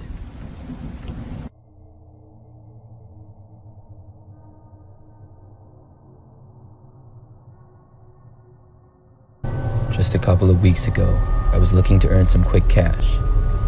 I'm a college student and was short on money at the time. Because I would be going back home when the semester ended, I felt as though I couldn't get a traditional job at a store or something like that because I would only end up quitting after like a month. I also wanted more flexible hours. I went on Craigslist and found a section where you could do jobs for people, like help them move or do yard work, things like that. I saw an ad that had very recently been placed for someone asking for someone to clean their gutters. They said they were paying $100 for someone to clean their gutters. The ad said the job would only take a couple of hours and ladders would be provided. I thought this seemed like some quick and easy money. I was in pretty good shape and had cleaned gutters in the past, so I reached out and heard back a short time later. I had gotten the job and was told I could work it the next day. The man who had the ad told me his name was Rick and he would pay me $50 when I got there and another $50 when I was done. He gave me the address and the next day I went out to the location. I wasn't really familiar with the area at all, as I only went to that town for college and never really explored it much. It was an older neighborhood that seemed sort of out in the country. The house itself looked very old and not in the best of shape. I saw the man was already outside when I got there, and I got out and met him. He was Rick, and he told me he lived there alone with his cat. He was an older guy and seemed really nice. He then basically told me what to do and showed me a ladder that was already out. He paid me the $50, and I took the ladder and began working. The house had 2 stories above ground, and the gutters were very dirty. It looked like they hadn't been cleaned in many years. It was a sort of satisfying job to see them get clean. When I was in the back of the house, working at the top of the ladder, I noticed something from inside the house, though. There was a window on the 2nd floor with a really creepy-looking man just staring at me and smiling. It looked like he was insane or something, and I remembered how Rick said he lived alone. This creeped me out a little bit, but I kept on working. The man stayed there for at least another minute, and I could feel him staring at me until finally he disappeared. I moved onto the side of the house and suddenly saw a police car pull out front. I didn't really think too much of it until I saw an officer get out and walk over to me. When I saw him approaching, I got off the ladder and met him. He asked me what I was doing. I told him how I was cleaning the gutters for the man who lived here. The officer told me that nobody had lived in this house for well over a year, and a neighbor called the police on me when they saw me on a ladder in the back of the house. I then explained to the officer the Craigslist ad and showed it to him, as well as the text between me and Rick. After seeing this, the officer believed me, and I told him about the man inside the house. He knocked on the door several times, but got no answer. Rick was also nowhere to be found, and a car that had previously been in the driveway was gone. I tried to call Rick, but the number he had blocked me. The police officer told me I was in no trouble and should just go home and they would take care of the rest. I went home and never heard anything more about it. To this day, I wonder what exactly was going on there.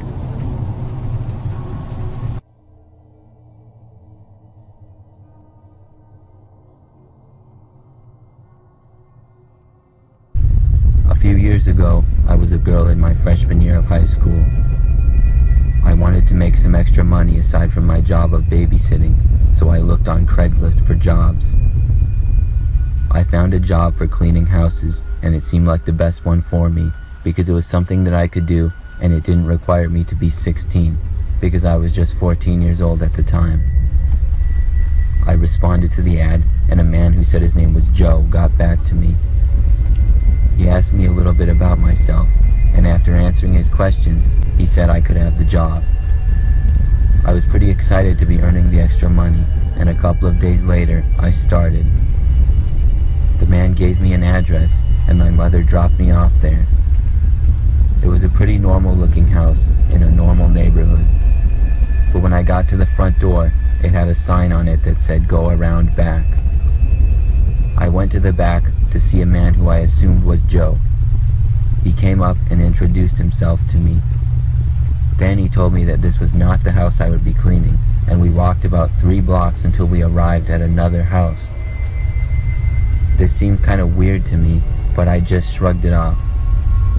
He invited me inside and then started giving me instructions on what to clean. After he was done explaining things to me, he said he would be in his office and went downstairs. I cleaned for a little while and everything was going well. I wanted to open a window to get some fresh air, but when I tried, the window was locked. Then I tried another one and that was locked as well. I cleaned a little bit more, but I still wanted some fresh air, so I decided to step outside for a minute. But when I tried the front door, it seemed to be locked from the outside. Joe's office was downstairs, so I knocked on the door to the basement, but there was no answer. I tried the door and it was locked. I started to feel uncomfortable and thinking of all the possibilities that could be happening of why Joe kept the doors and windows locked. I tried my best not to think about it, but I couldn't get the bad thoughts out of my head. I didn't even care about the job anymore. I just wanted to leave at this point. I walked all around the house trying to find an exit. The back door was also locked. I kept looking. I looked at one of the larger windows, but then I saw something. When I got closer, I could see that there was a tiny camera pointed at me. Then I heard the basement door open. Joe started calling my name. He asked me what I was doing. I couldn't find a place to hide quickly, so I decided to play dumb. I walked back over to Joe and said that I was just cleaning. He said in a nervous voice that it didn't seem like I was. He began to walk a little closer to me, and then he said I needed to come with him. As soon as he said that, I ran past him as fast as I could and into his basement. I shut the door and locked it. Then I ran downstairs. What I saw down there was 2 computer monitors on a desk with camera angles displaying every room in the house, including the bathroom. Then I heard a key turning the lock to the basement door. I ran to a bathroom downstairs and locked that door and called the police. I heard Joe coming down the stairs. It didn't take long before he got to the bathroom. He started pounding on the door. Luckily for me, he did not seem to have a key to this room, but I knew he would probably be capable of busting down the door. There was a window leading to outside at the top of the bathroom, so I stood on top of the toilet and tried to open it. This one was not locked. I climbed out of it as I heard Joe continuing to pound on the bathroom door. I got out and ran as fast as I could to a neighbor's house and banged on their door. An old lady answered and let me in when she saw how I was in a panic. We waited there for the police to show up, but unfortunately when they did, Joe was gone. I showed the Craigslist ad to the police and the text messages with Joe. They were able to track him down and catch him about a week later. I feel very lucky that I was able to escape his house.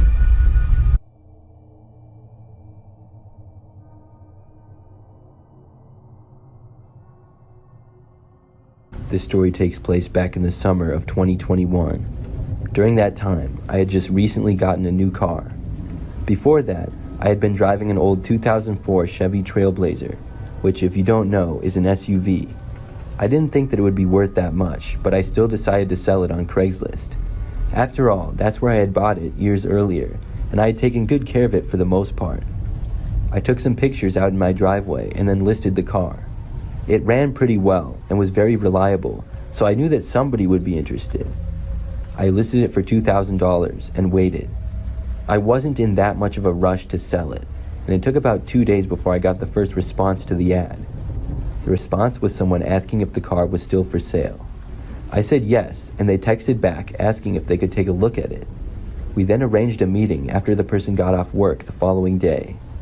I asked for their name, and he said his name was Barry. He said that he got off of work at 8 p.m.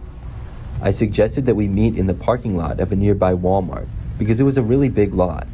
It would also be in a public area because I didn't want a random person showing up at my house. Barry agreed, and the very next day, I drove out to the Walmart, which was like 5 minutes away from my house. I got there early and looked around the parking lot. I told him that I was in the very back corner and he really couldn't miss me. The parking lot was always empty in the back half or so, and was often used for truckers or sometimes RVs to park overnight. The first red flag happened before Barry even showed up. I should have drove away right then and there. He texted me saying that he was there and asking what my car looked like. I was thinking, seriously?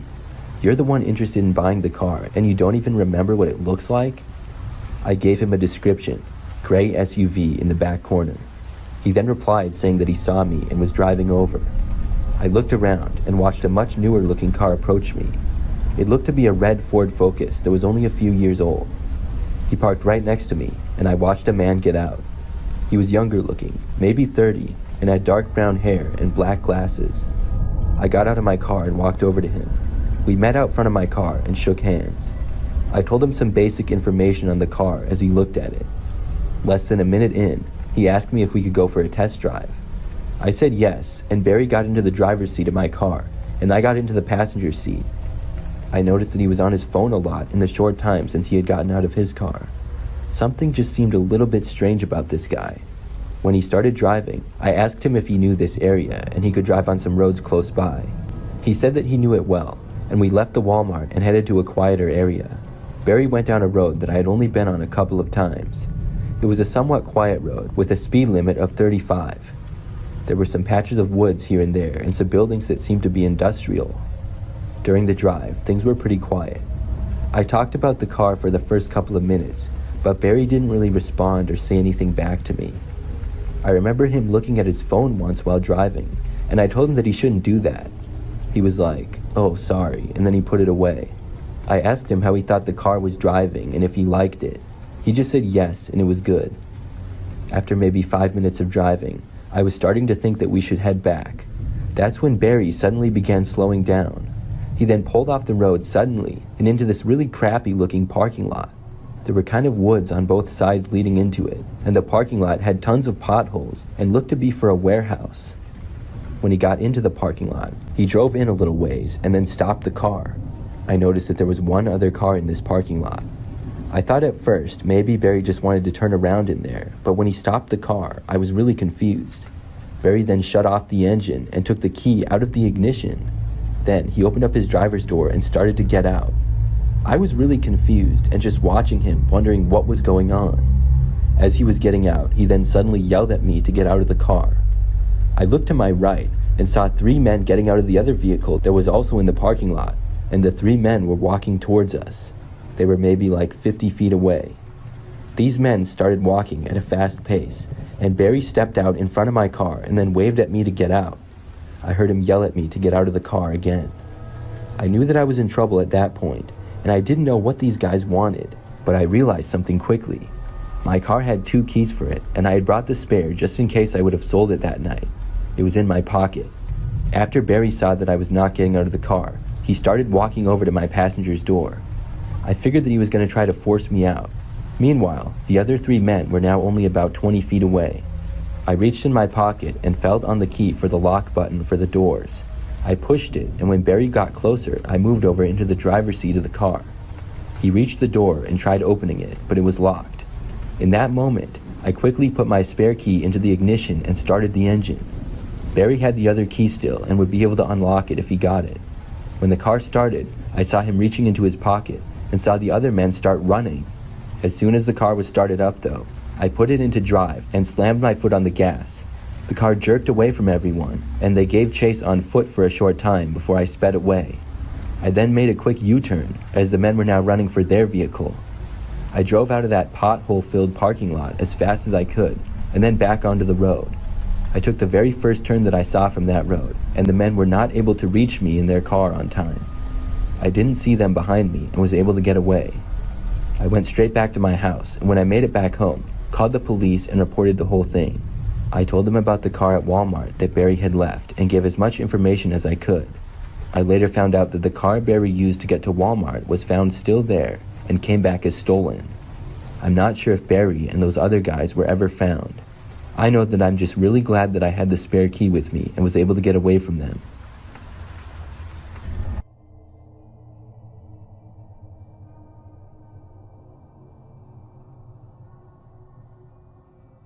Last year, I was trying to sell my 2007 Mercury Mariner. It was in pretty good shape, but had a lot of miles and is kind of old. But overall, it ran very good and is a good car. I decided to list it on Craigslist because I've had experience buying cars on there before. When I had used Craigslist in the past, it had gone pretty well. So I took several pictures of the car and then listed it. The next day, I didn't get any interest at all. But on the second day, I got a response to the ad. The text message came from a man saying that his name was Al and that he wanted to buy the car. He seemed pretty confident about it right away. I was asking a pretty reasonable price, so I gave him my address to come and look at it. Now, I lived in an apartment building. I didn't think it was a big deal to give out the address, because there were several buildings in the complex. My car was already parked out in the parking lot, and the guy would have no way of knowing which apartment was mine. So I asked Al when he was free, and he said he could come by the next day after work at 9 p.m. I said okay, and then I cleaned out the car and got it ready for selling. The following night, I left my apartment building and went to my car in the parking lot. Al showed up shortly after and parked nearby. He got out and I met him by my Mariner. Al was a big guy, had lots of tattoos, was probably about 250 pounds and 6 feet tall. After meeting, I showed Al the car and he looked around at it. After several minutes, he asked to take it for a test drive. I went with him, and Al drove the car around the block and down some nearby streets. I remember that he said he liked it and it seemed fine. At that point, I was really thinking that I was going to sell the car that night. After the test drive, we returned to my apartment complex, and he parked the car in the space that it had been before. But then, after we got out of the car, Al just said that he would think about it. I was disappointed, because it seemed like he was going to buy it before. But I just said okay, and then said bye to him. But that's when Al asked me if he could use my bathroom quick. This seemed sketchy. Why did he think it would be okay with me for him to use my bathroom? I said no thanks and started walking away. To me, I was afraid that it might be some sort of a setup. I didn't want this guy coming into my apartment. He was still kind of standing around by my car though. My apartment building had a side door and a front door. The side door was not very far away, so I decided to walk to the front. I left Al standing there and headed inside. I was kind of afraid that he was going to follow me, but when I left and got to the front doors, I looked back and didn't see him at all. This made me feel better and I entered the building. When I got inside, I turned to the right and then entered the elevator. I took it up to the 3rd floor, which is the level that my apartment was on. When I arrived, I stepped off and started walking to the left. But when I did, I saw the door at the end of the hallway open that led to a stairwell. I saw Al entering the hallway. What was he doing here? At first, I started going towards my door, but then saw Al going towards me.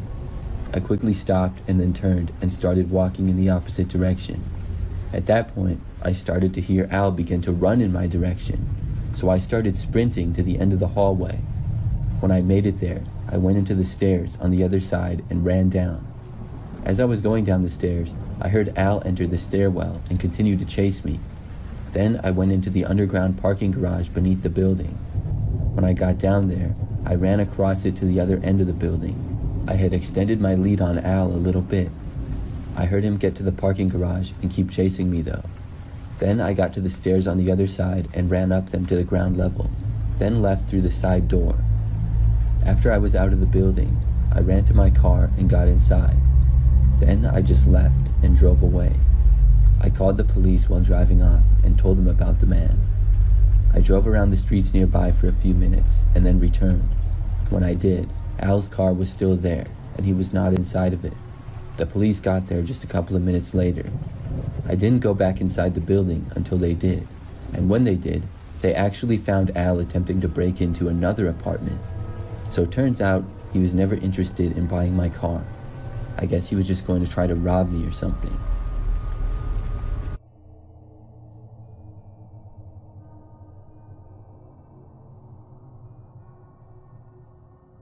A while back, I got a new car and decided to sell my old one on Craigslist. I had used Craigslist many times before to buy things as well as sell, and I had had good experiences with it. It was my old Jeep that I was selling, and I figured it wouldn't be too hard to sell because it ran well and didn't really have any problems.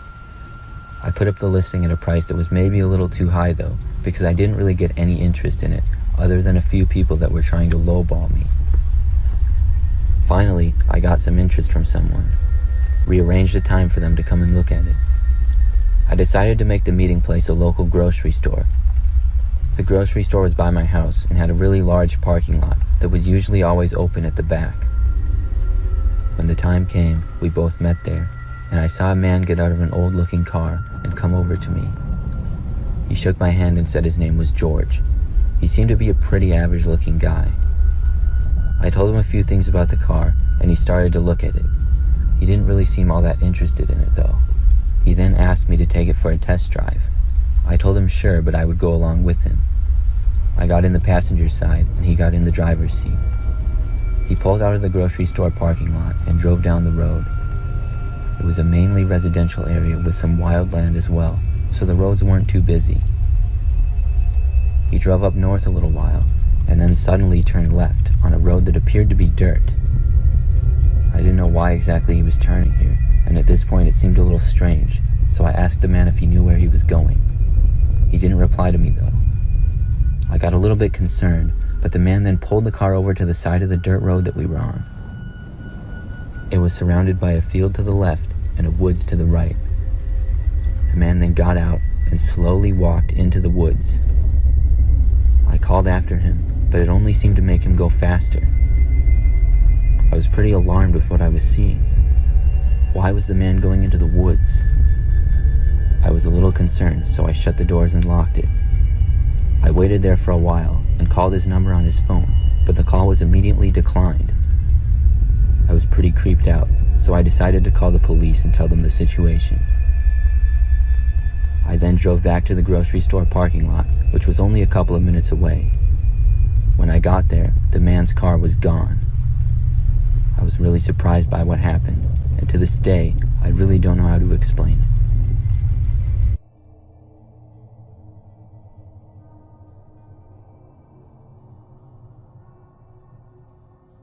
few months ago, I was bored at work one day. When I don't have as much to do, I just go on my phone or browse the internet on my computer. Sometimes I go on Craigslist and look at cars or other things for sale just for fun. So one day, I had about an hour until I got off of work and had nothing more to do. I went on Craigslist and then noticed the missed connections section.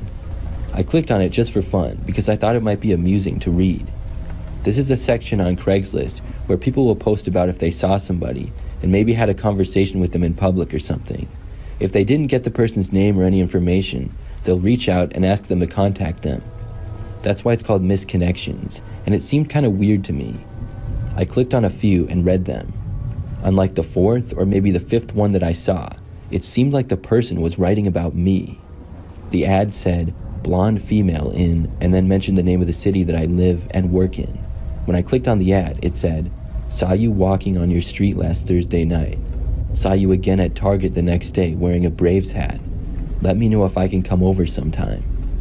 This really shocked me, because not only had I gone for a walk in my neighborhood Thursday night, but I had been at the Target as well, and I was wearing a Braves hat at Target. It made me a little bit suspicious, the fact that the person had seen me in two different places. Were they stalking me? That's what was going through my head immediately. But maybe it was just somebody who lived in my neighborhood, and it was a coincidence. They were definitely describing me. I knew that for a fact, but I decided not to answer the ad. I finished work for the day and then went home.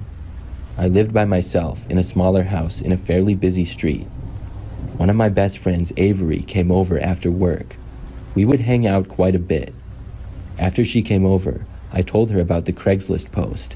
I decided to show it to her, so I got my laptop and logged on. When I got to the missed connections part of Craigslist, I saw that there was now a new posting. The title said, blonde woman in, and then mentioned my city again, part 2. This post was very recent. In fact, it had been made less than an hour earlier. It said, I saw you leaving work today. Hope you see one of these ads and get back to me. Avery and I looked at each other in shock. This was very crazy, and this post indicated that whoever it was possibly stalking me. We both ran to all of the windows and looked out into the street in case the guy was out there somewhere, but we didn't see anything strange. I had never noticed him watching me. My work parking lot is pretty large though, and has lots of other cars in it. It would be easy for somebody to do so without being caught. For the next couple of days, I was sort of worried. I checked Craigslist multiple times, but there were no new posts. I also paid close attention to my surroundings, but never noticed anything out of the ordinary. It would be difficult unless it was obvious, but I was never followed or anything like that. But then one day, when I got home from work, I was moving from my kitchen to the living room. When I got into the living room, I saw a car parked sort of in front of my house. I got close to the window and looked out to see if I recognized it. I did not, but no more than 10 seconds later, I saw the car drive away. I didn't get a good look at the driver though. Then, the very next day, when I was on my way home from work, about halfway back, a car started driving behind me. This was the same car that I had seen in front of my house. I got a bad feeling, and the car turned at the next 3 turns in a row that I made. I feared that it would follow me all the way back to my house. But then, when I got to the turn right before my street, the car went the other direction. I was able to make it home without seeing the car again, but I decided then that I would respond to one of the ads. I couldn't take it anymore. When I was home, I got onto my laptop and contacted the person. I asked them why they were seemingly stalking me and asked them to please leave me alone. After I sent the message, I hoped that the person would either reply and have an explanation or actually just leave me alone. I waited and went on with the day. Several hours later, at 9 p.m. or so, I checked again. There was no response from the person. I closed my laptop and went into the living room, but that's when I noticed the car out front again. It was parked in the same spot that it had been before. I went over to the window and looked closer. I saw that nobody appeared to be in the driver's seat though. That's when I noticed something out of the corner of my eye to the right. I looked over and saw a man in my front yard at the far side of it by the driveway. He was walking up and towards my front door. I was terrified. I didn't even waste any time, and I ran away from the window, got my cell phone, and called the police. As I was waiting for the operator to answer the phone, I heard the man try to enter my front door. This was followed by a knock. I then ran into my bedroom and closed the door. I told the 911 operator what was going on and then just had to wait. I did my best not to listen outside of my room because I didn't even want to know what was going on. About 15 minutes later, the police arrived. The unbelievable part is that when they got there, the man was still there.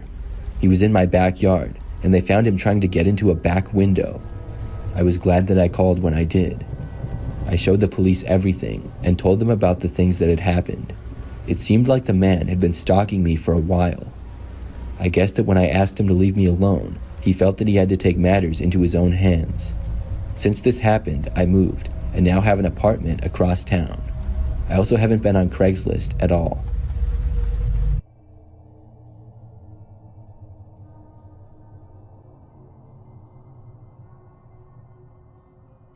Back when I was moving several years ago, I got rid of a lot of old furniture. There were many things that I didn't need or want anymore from the house that I'd been living in. That house was just a rental, and I had finally bought a home. My rental house had 1 story and a basement, and there were 2 bedrooms and 2 bathrooms. When I was living in the rental, a lot of the furniture that I got was just cheap stuff. I would either get it for free or used, or just cheap at any old store. Some stuff I did keep, but a lot of it I just wanted to get rid of. I was actually able to sell a few things. With the things left over that I didn't sell, I decided to just list on Craigslist for free. I needed it gone, and I needed it gone fast. Most of the things were not all that nice. There was a dresser, a couple of old lamps, a table, and some chairs. After I made the listing, 2 or 3 days went by with really nothing. Then finally somebody contacted me saying that they would like the furniture. I was really happy that somebody was going to come and take it off my hands. I gave them my address and said they could come by to pick it up. I told the person they might need a truck or a larger vehicle for all of it, and the person responded saying that they did. We agreed for them to come the next day in the afternoon. I hadn't moved out of my house yet, but I had gotten rid of most of the things I didn't want anymore. I already had the furniture up against the wall in the living room near the front door. So the following day at around 3 p.m., I got a text from the person saying they were there. It was then that I realized I didn't even know this person's name or what they looked like. I went to the window and looked out. What I saw was this younger skinny man with long blonde hair getting out of a tiny old car. It was like a 2-door sedan from the 1990s, and I had a bad feeling. How on earth was this guy going to fit any of the stuff in his car? I was afraid that he was going to try to make me drive it to his place or something. The man walked up to the front step and then knocked on the door. I answered and introduced myself. He said his name was Dave. He seemed a little bit strange right from the start. I didn't know exactly what it was though. I invited him inside and showed him the furniture in the living room. I told him that he could just take it now and be on his way. Dave started to walk over to the furniture, but then he walked right past it and went farther into my house. He sort of said something quietly. It sounded like he said, "1 second," but he didn't really say anything more. I wasn't sure as to what he was doing or where he was going, and I was really confused. He quickly went out of sight and went somewhere in the back of the house. I stayed standing there a few moments, probably because it was just so confusing. He had gone completely out of my sight, and I heard him move to the back side of the house. Then I decided to go and walk after him. I heard a door open, and I made my way around to the kitchen in the back of the house. I first saw that the basement door was open. I called down asking if Dave was down there. Then I decided to go down there when he didn't respond. I walked down the stairs and turned on a few lights. There was some junk down there and some boxes as well. Overall, there were quite a few places that he could be hiding. Plus, the lighting down there was not very good. I started to look around and would periodically ask Dave if he was there and what he was doing. I got no answers though, and I didn't see him at all. I was getting extremely creeped out and was afraid that I could possibly be in danger. So after being down there for about a minute or two, I decided to go back upstairs. I didn't know for sure if Dave was down there or not. He could have gone someplace else inside the house, I guess. I walked back up the stairs and went into the kitchen. When I got back up though, I heard somebody walking down in the basement. I knew he was down there. I quickly ran to my bedroom and locked myself in it. Then I called the police. I stayed on the line with them all the way until they got there, which was pretty quick. I didn't bother to look out of windows or anything to see if Dave had left. but I also did not hear him leaving. The back door was near the stairs in the kitchen, so I was hoping that he would leave that way. But when the cops got there, they found him still inside the basement and he was arrested. I was told that he was on drugs, and that might have explained his strange behavior. I really don't know what his plans were. I'm just glad that he didn't try to hurt me or anything.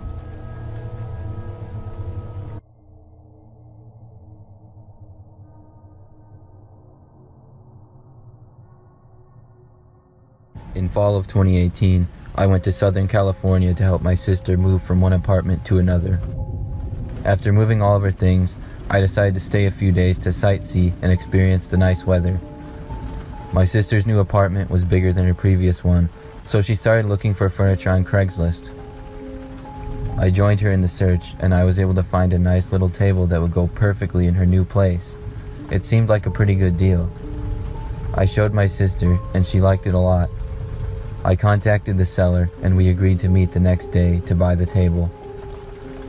The seller was a man named Brian. He said he lived with his wife, and he seemed like a nice guy through our texts. My sister had to work the next day, so she gave me the cash, and I went to pick it up for her. I drove to Brian's house and arrived at 6 p.m., which was our meeting time. He lived in a pretty nice little neighborhood. The houses had a lot of character and were fairly close to each other. Brian's house was on the end. He had tall bushes all around his yard like a fence. I thought it looked pretty cool, and I texted him that I was there. He said he had the table in the garage and I could just walk right up and meet him in there. I got out of my car and walked up to his driveway. The driveway was very unique, as it went down like a hill and curved around the corner to his garage, which was connected to the back of his house and almost behind it. It was a 2-car garage, and I saw that it was open. I walked into the garage, but I didn't see Brian. It was a dimly lit garage, but it looked pretty typical with some paint containers, spare tires, and things like that along the sides. There were no cars in the garage, however. I saw that the table was next to a door leading to his house. I started to walk up to the door to knock on it for Brian. As I approached the house door, I heard the garage door shut behind me. As soon as the door shut, all of the lights went out. The garage turned pitch black and I couldn't see a thing. Now I had a bad feeling about this. I felt my way to the door and turned the knob, but it was locked. I texted Brian asking what was going on, but the number had blocked me. I knew I was in danger and I needed to get out of there. I used the flashlight on my phone to look around the garage and felt my way to the garage door.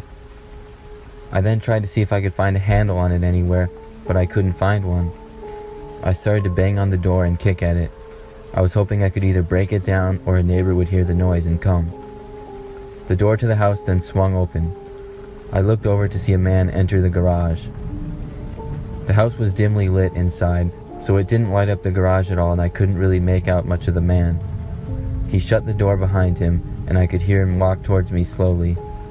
I shined my flashlight, but he was too far away for me to make him out still. I heard his footsteps walk along the edge of the garage. I looked around frantically and saw another door behind some wood pieces. I pushed them aside and even threw one in his direction. I don't think it hit him because I heard them hit the floor, but I tried the handle of the door and to my surprise, it opened. I ran out as fast as I could and sprinted down the driveway to my car. I got in and immediately called the police. When they arrived, I led them to the house, but Brian, or whatever his name was gone. I later learned that the house belonged to a man who was out of town and someone had broke into it to stage the Craigslist ad. I don't know what could have happened to me in the garage, but I'm just happy I was able to get away.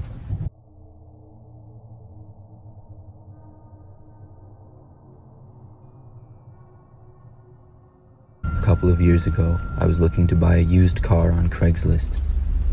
I didn't have a whole lot of money, so I knew the options that I was looking at were most likely a beater. I didn't really care though. As long as the car ran well and was reliable, I would be happy with it. I was a 22-year-old guy and in college at the time, and my previous car, which was also a beater, had finally broken down. After browsing for several days and borrowing one of my parents' cars in the meantime, I found an ad for something on Craigslist that seemed pretty good. It was a 2004 Chevy Impala, selling for a pretty cheap price, and according to the listing, it ran great. It looked slightly dirty in the picture, but I thought it was worth looking at, so I contacted the seller and asked them if I could take a look. The seller said his name was Dave and replied that sure, I could come by later at about 6. He then asked if that worked for me. I said it did, and then he sent me the address. When the time came, I put the address into my phone and drove to the location. It was roughly 30 minutes away from my house. The area looked sort of rough, and the address was at the end of a street. I saw a house with a driveway that was completely empty, and I texted Dave that I was there, but I didn't see the car. He replied to me that the car was in the back and told me to come around. This seemed a little odd, but I told myself to man up and go look at it. I got out of the car and walked into the front yard of the house. The grass was rather long and overgrown, and it had several trees with branches that had fallen over all over the place in the yard. When I got around the house to the back, I saw a man with grayish hair and a t-shirt who waved at me. I could see the car was there in the backyard up against an old shed, and after looking at it in person, it looked like it hadn't been driven in years. The man told me I was in luck because he was thinking of dropping the price. He then waved me over to the car. He told me to get in and see how it felt for me to sit inside of it, so I walked over to the car and noticed that there were blankets covering the back windows. They were draped over them from the inside, but were sticking out at the tops of the windows a little bit. I had a bad feeling, and as I got towards the driver's door, I was sure I could sense someone moving in the back seat of the car. At that point, I backed away. I could see some surprise in Dave's eyes as he looked at me. I quickly made up an excuse for backing away and said Dave I needed to ask him how many miles were on the car again before I forgot. He looked up and paused for a second before saying it had just over 100,000 miles. As he said this, I slowly walked farther away from both Dave and the car. Once I reached a distance I was confident in, I ran away all the way back to my car. I drove home after that. I still believe to this day that was some sort of setup. I don't know for sure, but I did end up getting a car, just not from Craigslist.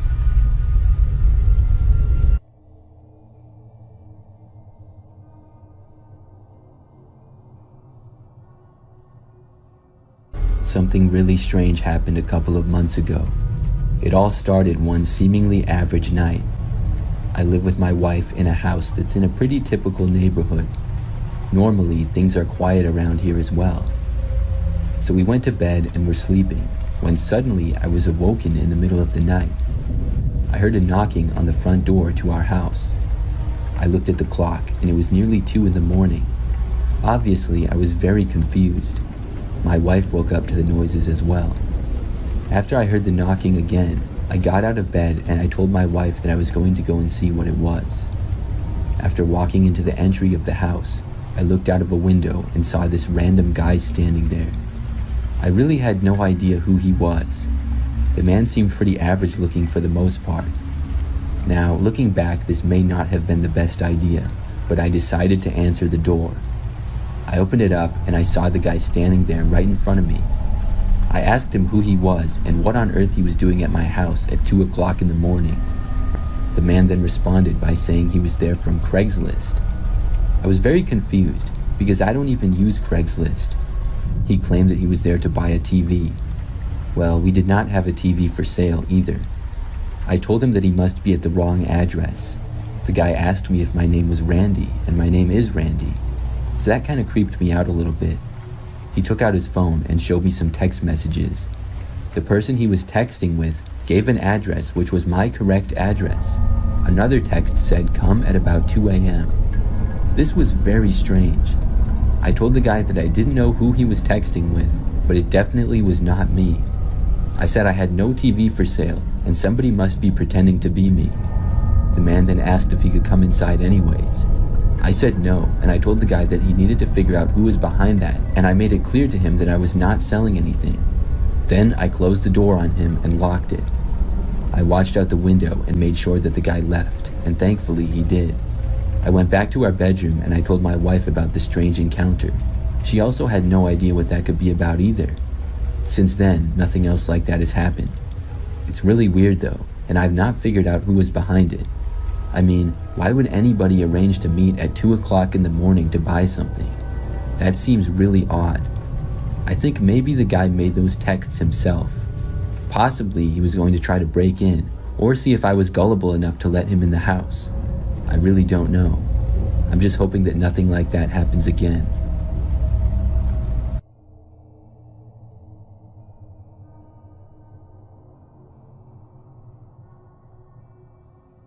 A couple years ago, I was living in a small place in New York.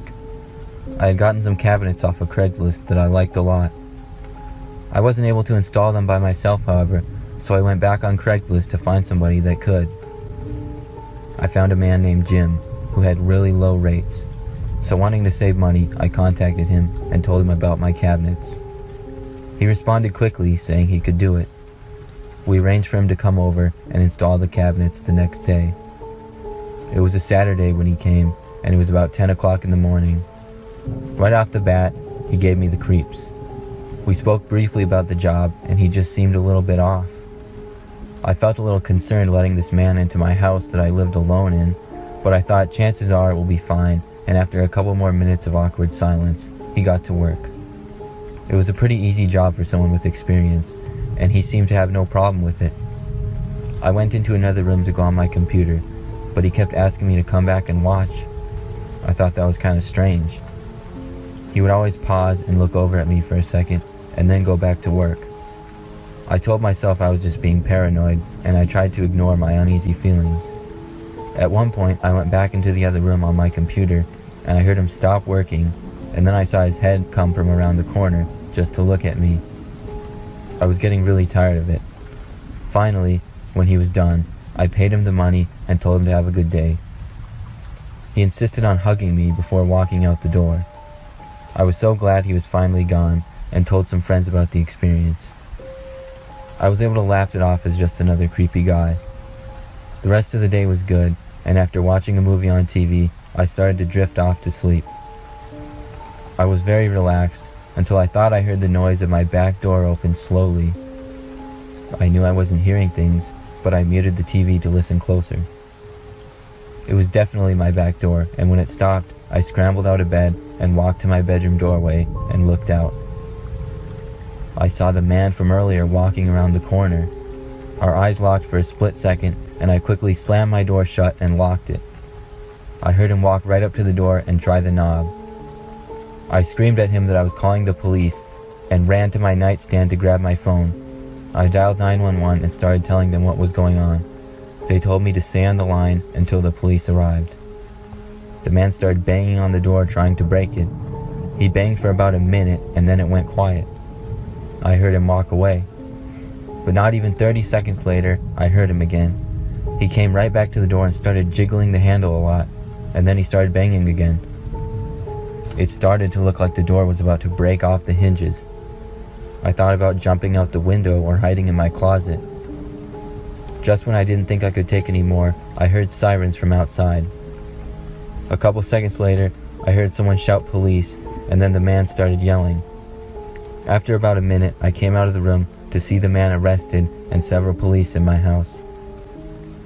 It was a scary incident, and I haven't used Craigslist since.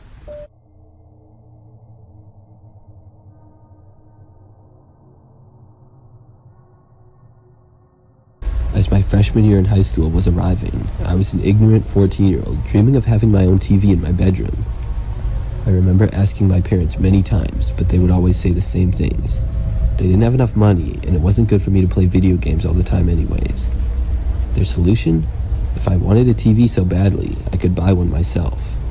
The only problem was that I couldn't get a job because I was only 14, and I had no money. I remember searching around for jobs, but I just couldn't find anything, because you had to be 16. Then I got another idea. I realized that on Craigslist, lots of people gave away stuff for free. I started secretly going on every single night and began scouring the free listings for a TV. Figured if there was an actual working TV that was good, it would probably go pretty fast. A few weeks went by with nothing. There were a few possibilities, but they either seemed really sketchy, were too far away, or the TV was broken. Finally, at last, I found one that seemed perfect.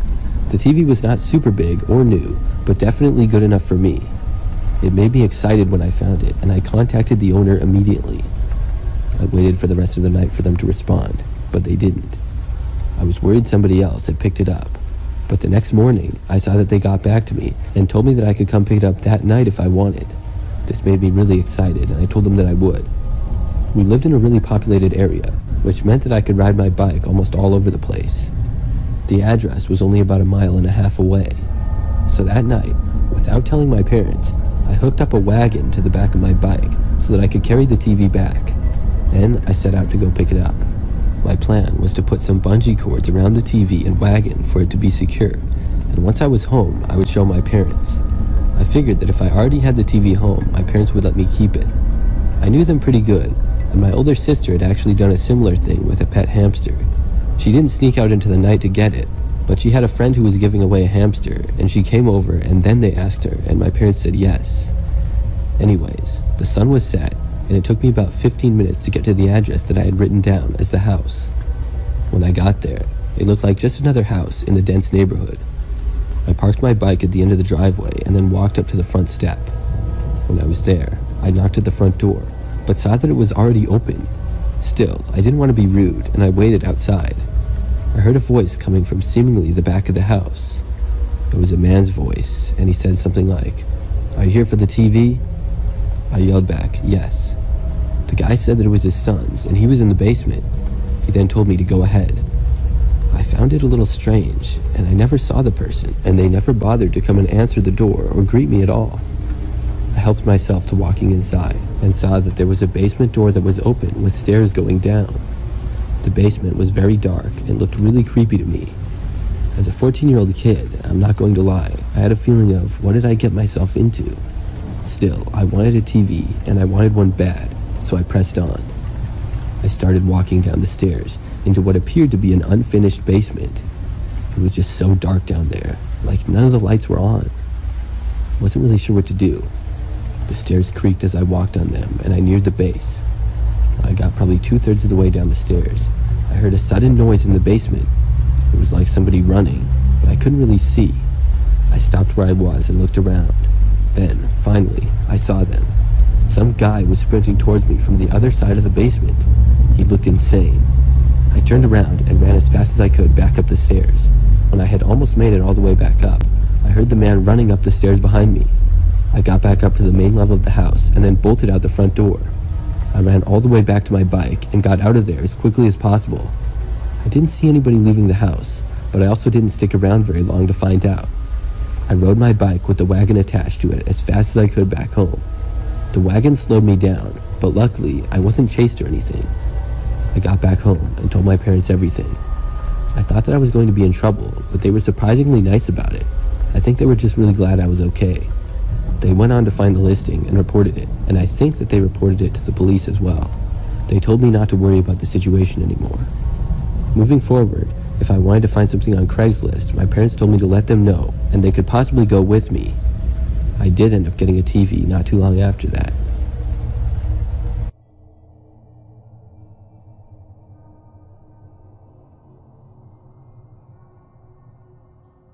When I was in college, like most people, I didn't have a whole lot of money.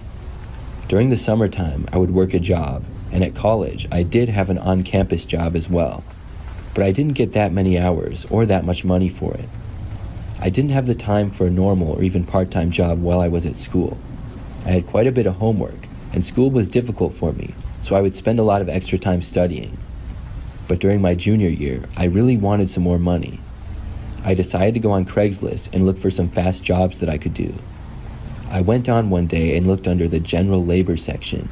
These would be good jobs for me, because I was a pretty fit 21-year-old guy.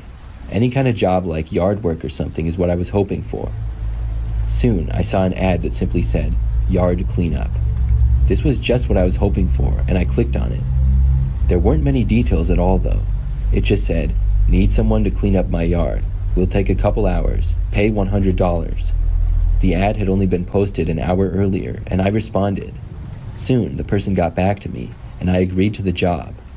They asked me if I could come Friday night, and I asked the time. They said 9 p.m. This was kind of strange to me. I would expect to be doing yard work during the daytime. I should have questioned them and asked why so late, but I didn't. I was just afraid if I did, they would get mad and find somebody else, and I really wanted the money. Plus, I was free at that time, and it's not like I had class the next morning or anything. I agreed to it, and they gave me the address. On Friday night, I put the address in my phone and drove to the location. I had never been to that area before, and it was almost 20 minutes away. The location was a house with a pretty decent-sized yard. It was in a residential neighborhood, but I couldn't tell a whole lot about the area because it was nighttime and really dark. There were only a couple of dimly lit street lamps around. I let the person know that I was there, texting them, and then I got out of my car. I was about 5 minutes early and started walking up to the house. It was a 2-story house that looked pretty average to me. There were some overgrown bushes in the yard, as well as leaves and such. I walked up to the front door and rang the doorbell. All of the lights in the house appeared to be off, which was kind of strange. About a minute went by, and nobody came to the door. Then I knocked. Maybe their doorbell was broken or something. After knocking, I still heard nothing. I waited and then double-checked on my phone that I was at the correct address. I was. Nobody responded to my text either. I knocked one more time. Still, no one came to the door. But then I heard something out in the yard. It sounded like footsteps, and they were to my right, coming from almost the side of the house. I looked over, but it was very dark, and there was also a tree in the way of my view, so I couldn't see anything. I took a couple of steps back to look. The footsteps were a ways away, but clearly in the yard of the property that I was at. When I moved back, the footsteps stopped. I called out, asking if somebody was there. I thought maybe it was the homeowner, but I didn't get a response. I was starting to feel kind of creeped out by this situation. Then I heard the footsteps again. I couldn't take it anymore, and I started walking away. I didn't look behind me, and I walked all the way to my car. I got inside and locked the doors. I looked out to the yard and didn't see anyone. Then I checked my phone for the last time to see if there was a response yet. Still nothing. Then I left. I started driving back to my college apartment, but when I was still on that quiet street, I saw a car appear behind me. I hadn't seen exactly where it came from, but it looked like it might have actually come out of the driveway to the house that I was at. The car followed me off that street and onto the next one. When I got back onto the highway to go back to campus, the car did as well. It stayed with me when I took the exit too. By then, I was getting really suspicious. I kept driving though. When I got about a mile from campus, the car finally stopped following me. It took a left when I took a right. I was able to make it back, but after that decided not to go on Craigslist anymore. I don't know if the car that followed me had anything to do with it or not. I feel like it did, but I don't have any proof. What I do know is that the experience was very strange. The person never contacted me at all after that, and I still don't know who was walking behind the tree. They definitely heard me when I called out to them, but didn't respond. I'm glad that I left when I did.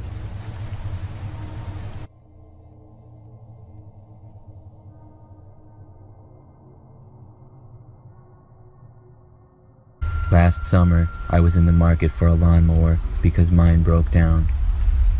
I looked for a new one on Craigslist because I had used it in the past, and I knew it would be much cheaper than purchasing a new one from the store. I looked for several days before a listing showed up that seemed almost too good to be true. I responded to it immediately. I got a response back rather quickly. They asked me almost right away if I wanted to look at it later that day. I had not expected this, but I thought why not and decided to go take a look. They gave me an address which was about 30 minutes away. I arrived at around 7 p.m. The house was at the end of a cul-de-sac. I texted them that I was there. About 30 seconds later, a man who looked pretty friendly approached my car. I got out and shook his hand. He told me that the lawnmower was in his shed behind his house and said to follow him. We walked behind his house, and about 50 yards behind it was his shed. The shed was pretty small and rather dark. As soon as we reached it, the man told me to go ahead inside and he would get the light. As soon as I stepped inside though, I felt the man shove me from behind and then shut the door behind me. When I got to my feet, I was alone in the dark shed. I tried the doors, but of course it was locked. I pulled out my phone to call the police, but I had no signal. Instead, I used it as a flashlight to look around the shed. There wasn't even a lawnmower inside. It was pretty empty, in fact. A window had been covered with bars and boarded up. I went banging from wall to wall for quite some time, but had no success at all. Then I looked around for any kinds of weapons I could use to try to escape, but the best thing I could find was an old piece of wood. The entire shed was probably 15 feet by 20 feet. I sat there thinking of what I should do. I remained in there for about an hour before I heard footsteps coming to the shed. I knew this would be my best chance to try to escape. I got ready for the doors to open. As soon as they did, I saw the man from before walking in. I wasted no time in charging him and hitting him in the face with my old piece of wood that I had found. Then I pushed the man over and ran as fast as I could past him. As I was running, I had reached his house when I heard a gunshot. I ran even faster, got to my truck, and sped off as fast as I could. I had no idea that the man was armed. It makes it even scarier for me looking back. When I got home, I reported everything, but the man was long gone when police arrived. I ended up buying a lawnmower on Craigslist after all, but I was a little more careful.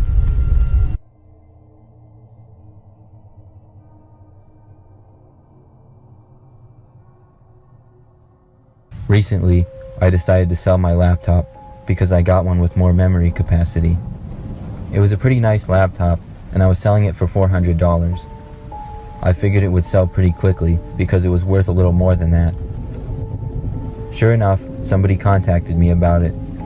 He said his name was Robert, and he was very interested in the laptop. He offered me the full price and asked if we could meet the next day. I said yes, and he wanted to meet at my house, but I suggested we meet at a coffee shop. He agreed to it, and the next day I went to the coffee shop with my laptop. The meeting time was 5:30 p.m. He showed up on time and came over and introduced himself to me. He seemed like a pretty average guy. I showed him the laptop and let him look at it. He said he liked it, but then said he didn't get paid until tomorrow, so we would have to meet again then for him to buy it. I was pretty annoyed by this because I thought he was going to purchase it then and there, but I didn't feel like arguing with the man, so I said I would see him tomorrow and left the shop. I was a little frustrated, and after thinking about it, I figured he probably wouldn't even buy it the next day. I thought about putting the ad back up, but then I decided to give him another chance, and I drove home. It was about a 10-minute drive back to my house, and when I was almost home, I noticed the same car had been behind me the entire drive. I turned off onto my street, and the car continued to follow. As I pulled into my driveway, the car kept driving down the street, but I didn't recognize it as a neighbor's. I went inside. About 30 minutes later, I noticed the car was parked on the side of the street across from my house. I started to feel concerned. I looked closer to see if I could see who was in the car, and when I did, I saw it was the man from Craigslist looking at me. He then drove off. I tried calling him, but the number had blocked me. I never heard from him or saw him again. I don't know why he followed me home, if he was planning to rob me or whatever, but I just hope I never see him again.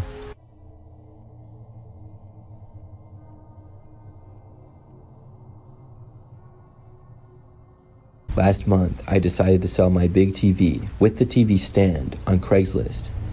I got a new TV that's slightly larger and it's mounted on the wall. The old TV is in a large stand and I just kind of had it in the dining room. My wife had been asking me to get rid of it, but I thought that I could get some money for it, so I put it up on Craigslist. For a few days, I got no interest though. I was seriously considering lowering the price on it because, to be honest, it wasn't that great of a deal. But then I got some interest. A man reached out and told me that he might want to buy it. He asked if he could see it. I told him only if he was serious about it, and he said that he was. I gave him my address and we arranged for him to come and look at it the next night at 7 p.m. I live in an average-sized 2-story home that's just me and my wife. Because the TV stand and the TV were kind of bulky, I really didn't feel like lugging it into my car to drive it to some local parking lot. I figured it wasn't a big deal that I was giving my address to him. The next night at 7 p.m., I waited for the guy to show up. After 30 minutes went by, I sent him a text asking him if he was still coming. He responded saying yes he was and he was on his way. I kept waiting. By the time he got to my house, it was 8 o'clock and dark outside. When I saw his car, I was disappointed. He arrived in a small little 4-door sedan, and there was no way that the TV or the stand would fit inside of it. I watched the car drive slowly in front of our house, but then the car passed by, and I thought for a moment maybe it wasn't him, or maybe he was confused on the address. But he later parked a ways down, almost out of my sight. I wasn't sure why he parked so far away, but whatever. The guy then walked up, and I met him at the front step. He was wearing a hooded sweatshirt with the hood up, and he appeared to be in his 20s. I invited him in and showed him the TV and stand, and they weren't too far away from the door at all. I asked the guy if he wanted to buy it. The guy just stood there and looked at it for a few seconds. Then he said that he wanted to buy it, but he didn't get paid until Friday and would have to wait until then. I was pretty annoyed by this. I started walking the guy to the door, kind of leading him out. I asked the guy why he would come over today if he wouldn't be able to buy it. The man said that he just wanted to see it. He then walked out my front door and back outside. We said bye to each other, and then I shut the door. During this whole meeting, my wife had been upstairs in our bedroom. I sat down on the living room couch and turned on my larger mounted TV. My wife then came downstairs and asked me why the guy had gone into our backyard. I was like, "What are you talking about?" She told me that she had been upstairs and saw out the window. When the guy left, he walked straight around our house and into the backyard. I got up and went to the front window and looked out. I just barely saw within my vision the car down the street. It was still there. I didn't know why the guy would be back there, and I told my wife that. Then I went around to the back windows and looked out of them. At first, I didn't see anything. I asked my wife where in the backyard he had gone, and she told me that he had disappeared behind a bush. I kept looking through the windows, and then I turned on a light. I then leaned to the side and looked out one of the windows towards the bushes. Just barely, I saw the guy crouched down, hiding. I could only see part of him, but that was enough. I cracked open the window just a tiny bit and yelled out that if he didn't leave now, I was going to call the police. Just seconds later, the guy got up and sprinted away. I went to the front of the house and looked out the window, and my wife and I watched the guy sprint all the way to his car, and then he drove off. After that, I took the listing off of Craigslist. I also reported the incident. I regret giving that guy my address, and I should have known better. I'm glad my wife saw him go behind our house, because who knows what his plans were.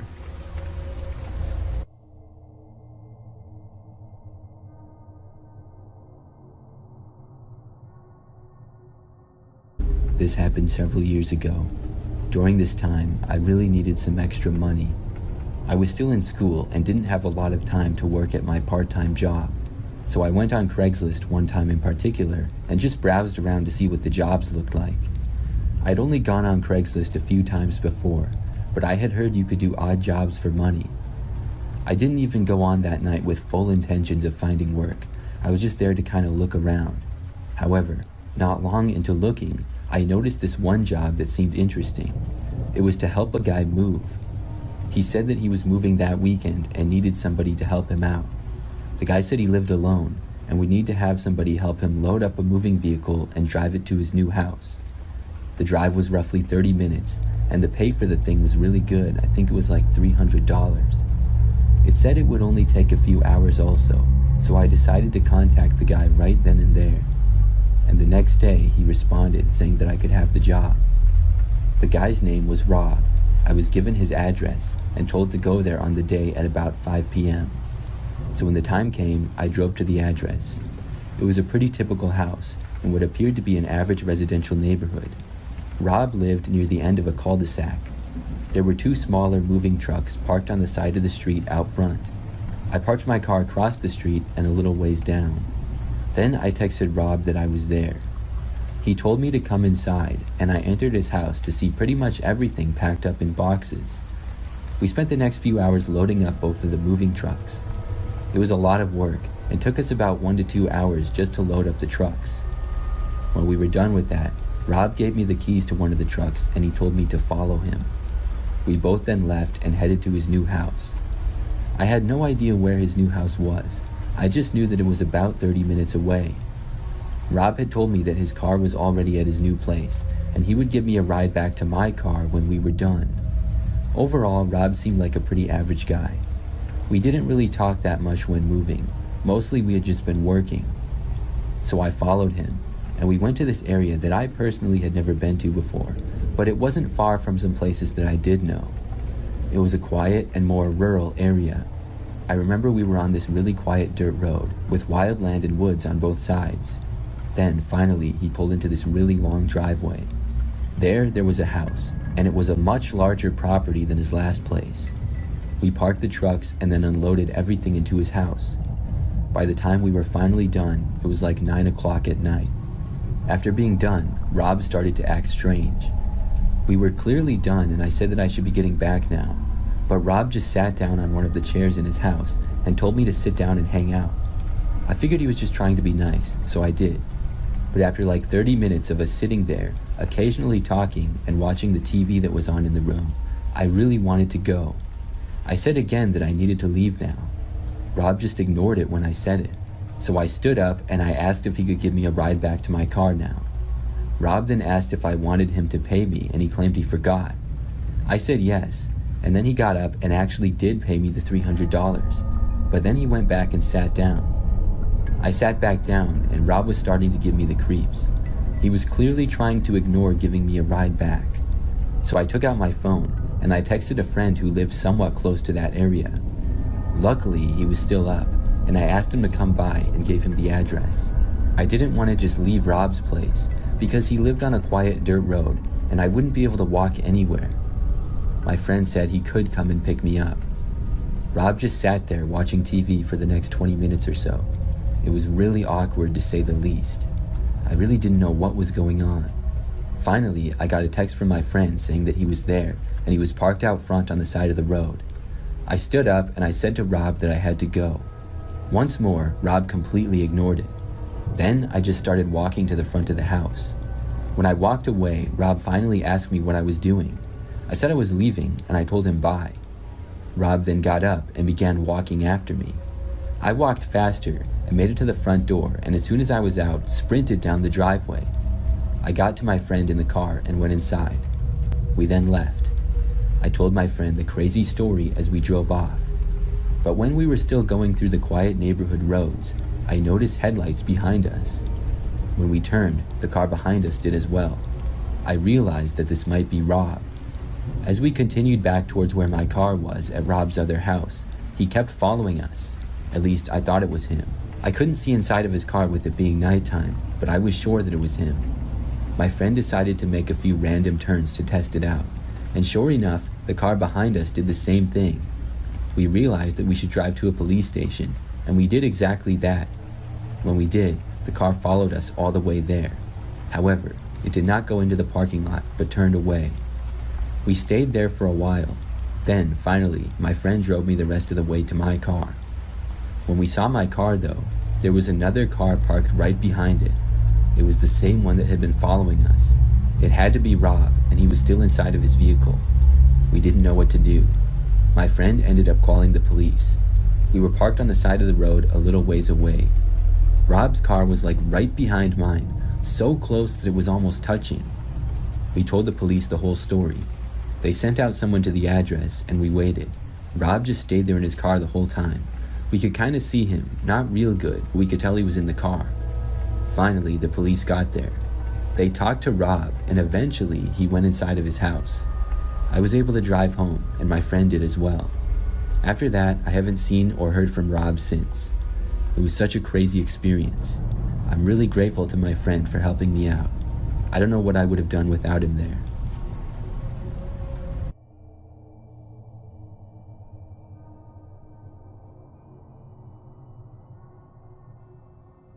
I'm a 30-year-old female, and last summer, I listed my old laptop on Craigslist. I paid over $1,000 for the laptop when I bought it brand new, and I had recently gotten a new one.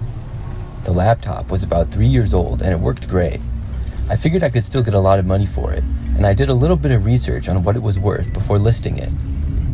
This was my first time attempting to sell anything on Craigslist. I hadn't bought anything on Craigslist either, but one of my friends had several good experiences with it and recommended it to me. So I listed the laptop, and over the first few days, got no interest. I had one person asking if I would accept an offer that was far too low, but that was about it.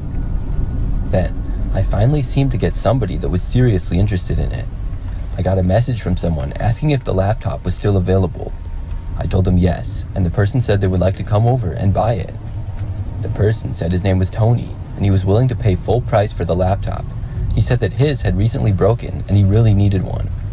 We texted back and forth for a little, and ended up agreeing that Tony would come to my house to buy it the next evening. That very next morning, on what was supposed to be the day of the meeting, I saw that I had a friend request on Facebook. The request was from Tony himself. This puzzled me a bit because I hadn't given him my last name or anything like that. I went onto Tony's page to look at him, and to be honest, he really gave me the creeps. From the things he posted to how he looked, I suddenly had a bad feeling about him. I started to realize that I had invited this guy to my house, but luckily I had not given him my address yet. I decided that I no longer wanted him to come over, and I was going to tell him that I wasn't going to sell it anymore. I texted Tony and I told him that I was sorry, but something had come up and I would no longer be able to sell him the laptop. Tony responded pretty quickly, asking me why not. All I said was that something unexpected came up and I was sorry, but it just wasn't going to work out. Tony then texted me that he was still going to come over. This made me worried. I told him that he did not need to come over anymore, and after I texted that, he didn't respond. I also declined his friend request on Facebook. I hoped that he would get the message and would not ask to come over again. A few hours went by, and day turned to night, and I was feeling better about the whole situation. I had not heard from Tony at all. But at about 8 p.m., I got a text message from him. It said, "I'm here." Suddenly, I had a terrible feeling. Was he actually here? How did he know my address? I crept over to the front window and looked outside. I saw a car parked outside, on the side of the street right in front of my house.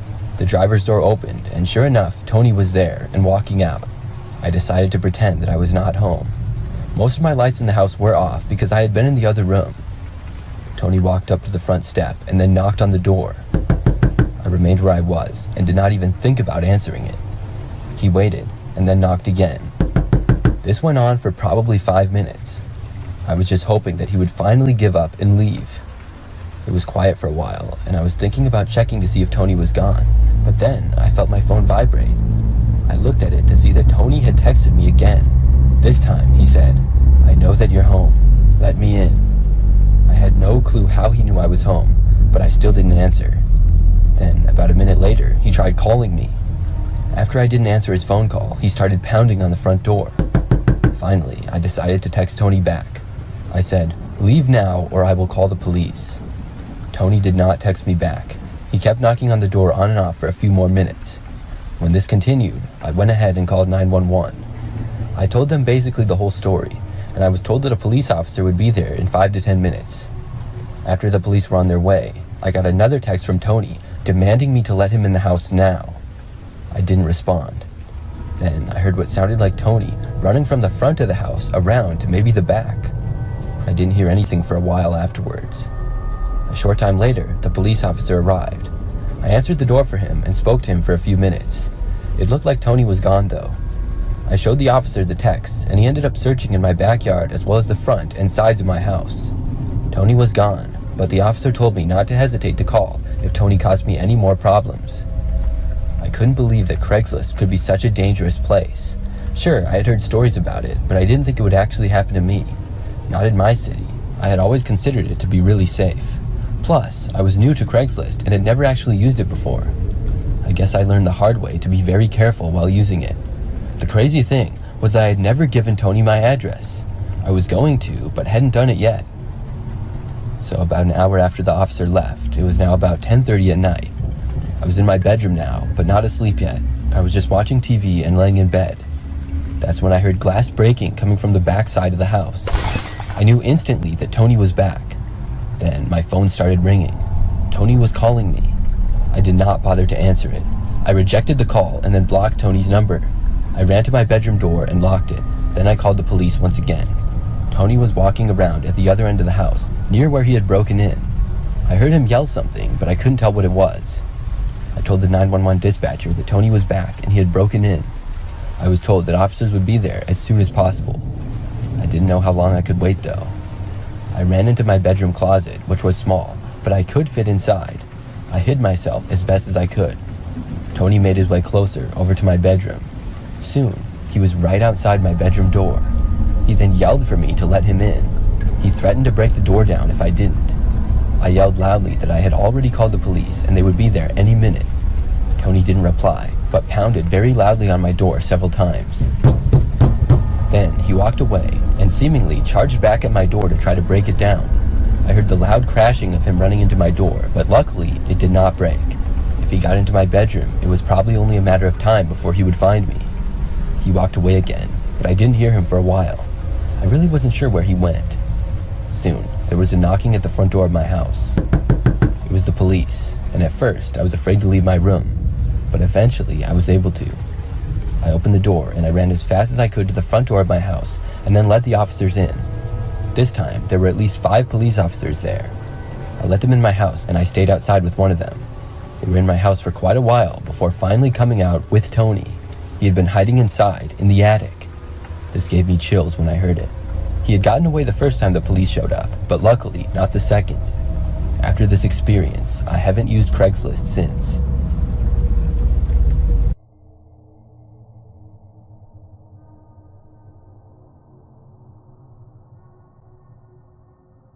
When I was in college, I attended a fairly large university.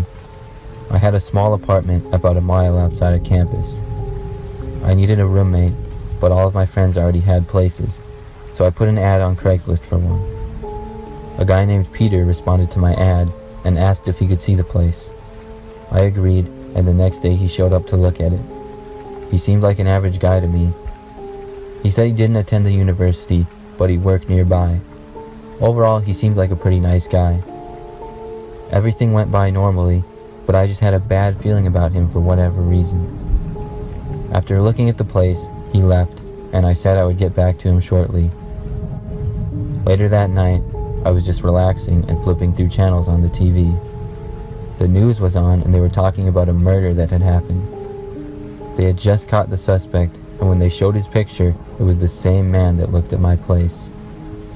I couldn't believe my eyes.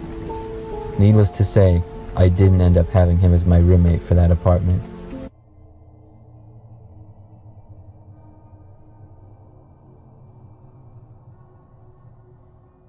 I was looking for a new car last year. The one that I had finally bit the dust and had over 200,000 miles on it. I really didn't have that much money to buy a new car, so I went on Craigslist to look for something used. Obviously, it wouldn't be too hard to find an upgrade to what I had been driving. My friend Amanda let me temporarily drive her old car, and I got very lucky to have that opportunity. So over the course of the next few days, I was looking on Craigslist all the time. I then noticed a new listing of a car that seemed to be a very good deal. I did not hesitate and I contacted the seller. It was a guy named Kurt. We talked a little, and I asked if I could look at the car. Kurt said yes, and told me I could come by the next night at 9 p.m. I asked him if we could meet any earlier, and he responded just saying no. So I guess 9 p.m. it was, and the next night I was planning to head over to Kurt's house. I told Amanda about it, and she offered to go with me. I accepted her offer, because I felt a little bit strange meeting a guy from Craigslist alone so late at night. Plus, Amanda knew a decent amount about cars, certainly more than I did. So the next night, we headed to Kurt's. His address led me to what was a pretty quiet neighborhood that was about 10 minutes away. His street was dark, and there were lots of trees in the people's front yards. We parked on the side of the street across from his address. According to our directions, we were there. I texted Kurt letting him know. We waited inside the car for a response. After probably 5 to 10 minutes, there was nothing. I called Kurt as well, but got no answer. I even double-checked to make sure that we had the right time, date, and address. It was all correct. We decided to go to Kurt's house and knock on the door. We left Amanda's car that she was letting me borrow and headed into Kurt's property. He had a driveway to the left of his house where the car that I wanted to look at was. He was sitting right in front of the garage at the back end of the driveway. Next to the driveway to the left, there were quite a few trees, and lots of acorns had fallen onto the pavement. We walked through his front yard and to the front door of his house. It appeared as though all the lights inside were off, which was strange. We knocked on the door, but there was no answer. After waiting for a while, we knocked again. There was still nothing. This was really weird. I even tried calling him again, but there was still nothing. I was frustrated, and finally, we decided to head back. We left the front step and started walking back to his driveway. When we got into the driveway, I stopped to look at the car a little bit that was sitting in front of the garage. When I got over there, though, I noticed something. Past the driveway and a little bit of grass, there were a bunch of trees. There was a man who was sort of crouched down and looking at me from behind a tree. I didn't know what he was doing. When I saw him, it instantly gave me the creeps. I turned and walked back over to Amanda and said that we needed to go. She saw that I had been spooked by something, but didn't know what. She asked me what was going on. As we walked, I told her I saw a guy looking at us from behind a tree. When we got to the end of the driveway, we turned around and looked. He was now standing there behind a different tree, more visible, and still looking at us. It was so strange that we quickly got back into the car and left. When we got back, I went to look at the Craigslist post, and it was gone. Soon after, I tried to send Kurt another text, but I was blocked. It was very strange. The whole thing really creeps me out, and I sometimes wonder if Kurt was planning to rob me or something, and when he saw that I was with another person, he decided not to. I really don't know. I ended up finding a different car shortly after.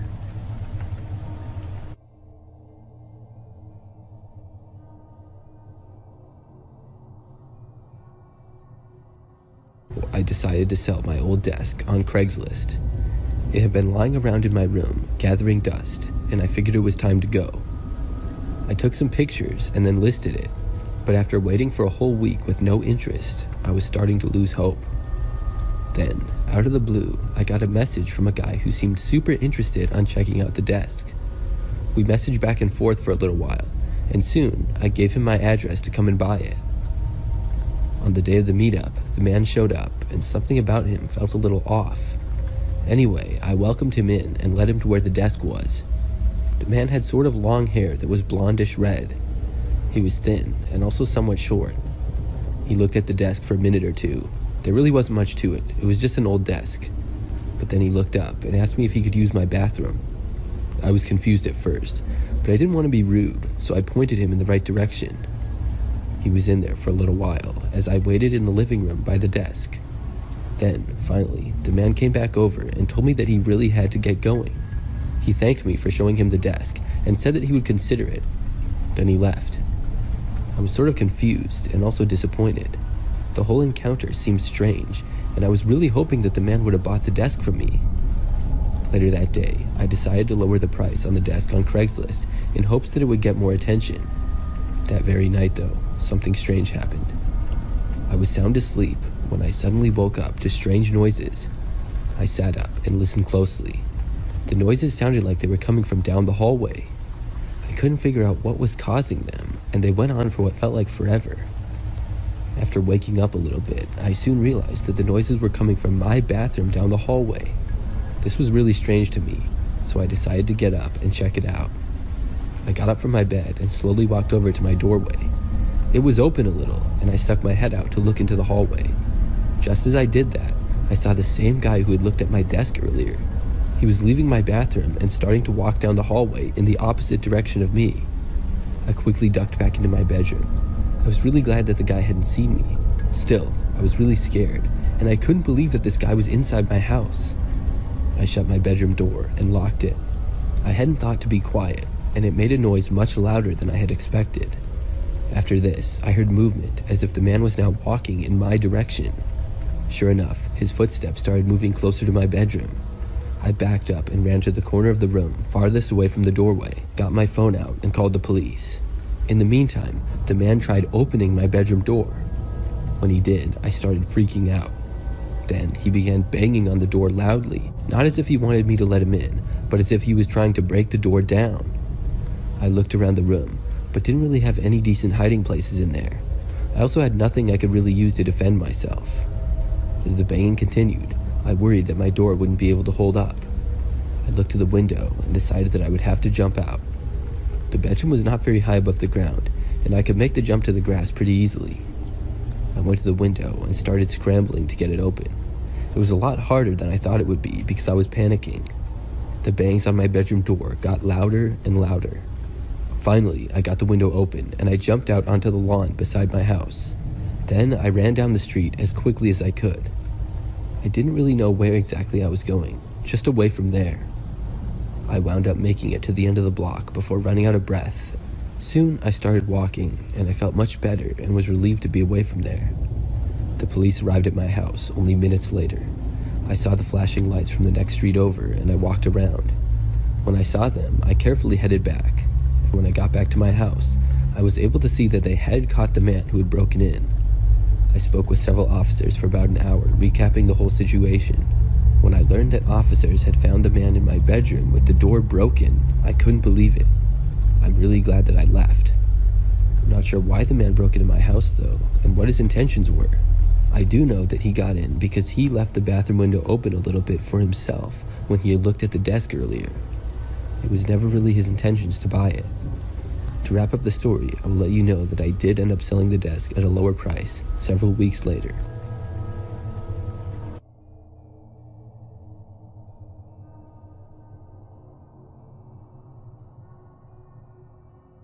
Recently, my family decided to sell our washer and dryer machines.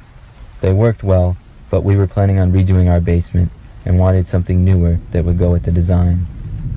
We decided to sell them on Craigslist before we would purchase new ones. A man named Kevin responded to the ad and asked if he could look at them. My parents told me that if I could sell them to the guy, they'd give me $50. When he got there, I went outside to greet Kevin. He drove an old beat-up van, and when he got out, I could see there were at least 2 other grown men in the car. I told him to come inside and let him into the basement. Once we got down there, I started to show him the machines, but he didn't seem too interested in them. Instead, he just looked around our basement. Even though we were planning to redo our basement, it was still pretty nice. It was just outdated. We had a TV and some video games, and a bar with some seating. I tried to get Kevin to pay attention to what I was saying by asking him questions like if he had a washing machine or what he thought of it. He would just say things like, "Yeah, and that's nice." Then I heard the basement door open and heard several footsteps coming down the stairs. I saw 4 men enter the room and just stare at me. I looked at them confused. Kevin then walked over to them and they began talking. I stood there not knowing what to do and not saying a word. Kevin came over to me and told me they were going to take everything nice that we had. Just after that, I heard the basement door open again and my dad entered the room with his gun and shouted at them. The men all ran up the stairs and left. The police were called, but the men were long gone. My dad said when he heard the men enter the house, he got suspicious to see what was going on. It was one of the scariest moments of my life.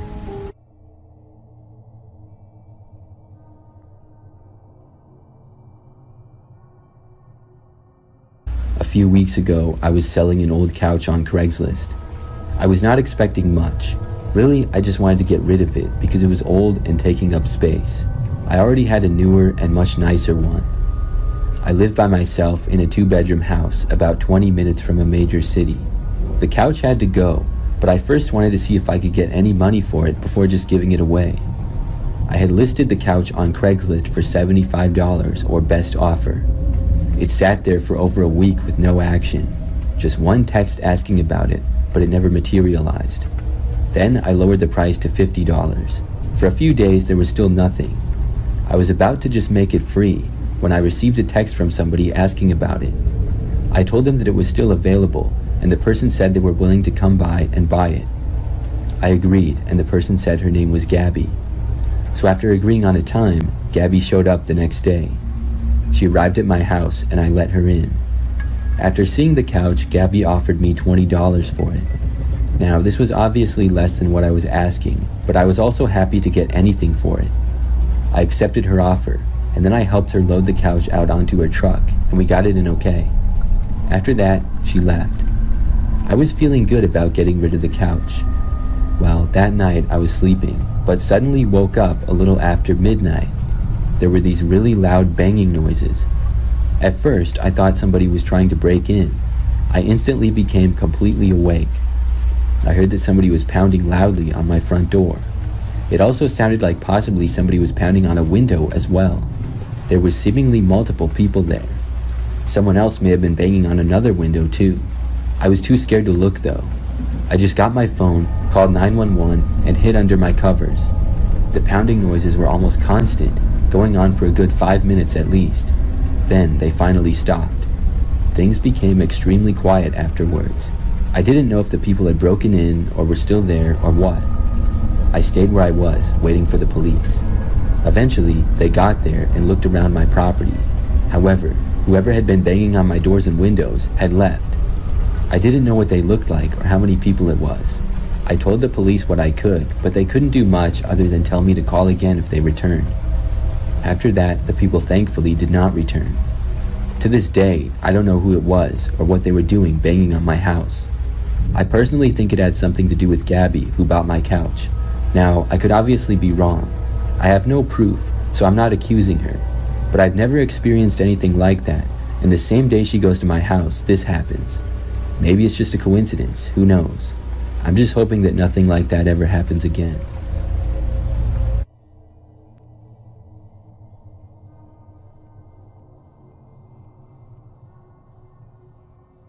Before I tell you this story, I want to point out that I was much younger and less mature than I am now. Since this experience, I've learned a lot. At this time, I was 20 years old and had just recently moved out on my own and was living in an apartment. I had a job and had just enough money saved up to get a car. My budget was low, and I knew that the only car I would likely be able to buy was an older vehicle with a lot of miles.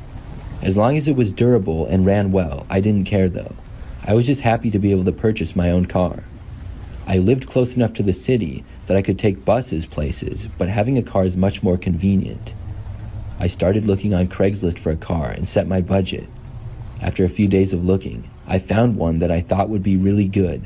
The price was reasonable, the car looked to be in good shape, and the listing was very recent. I reached out to the seller and was contacted. He seemed friendly at first, telling me that his name was Mark. I decided that I probably wanted to buy this car, but I should go look at it and maybe test drive it first. Mark said that I could see it that very night or the next one. I decided for the next night, and I asked Mark if there was a public location nearby that we could meet at. Mark said no, and that I had to go to his house. I foolishly agreed. To be honest with you, I wanted to meet in a public place, not because I was suspicious of him, but because I could only take buses and public transportation places. I would have to walk farther to go to his house, rather than just take a bus stop to a shopping center. He also told me to come later at night. I think it was like 8 or 9 p.m. Still, I really wanted the car, so I went. I took the bus to his general neighborhood, and then had to walk like 4 blocks to get to his house. When I got close, I texted him. However, Mark did not immediately get back to me. Soon, I made it to his address. He had a pretty typical looking house in a neighborhood with lots of other similar looking houses. I saw the car sitting in the driveway by his garage. I walked up to his front door and knocked. Then I waited. He didn't answer the door right away, but he did text me. I got a notification on my phone shortly after knocking. When I looked at it, he said, "Come on inside." I was confused as to why he wanted me to come inside of his house. The car was outside, and I know that I shouldn't have, but I actually did. I opened the door slowly and announced that I was there and said hi, but Mark didn't respond to me. The house looked very typical inside, and I was in the living room, but I didn't see or hear Mark anywhere. I stood there by the door just a few feet in. Then suddenly I heard a voice. It was Mark. He said, "Come on in, over here." His voice was coming from a ways into the house and around a corner, it seemed. I couldn't see him at all.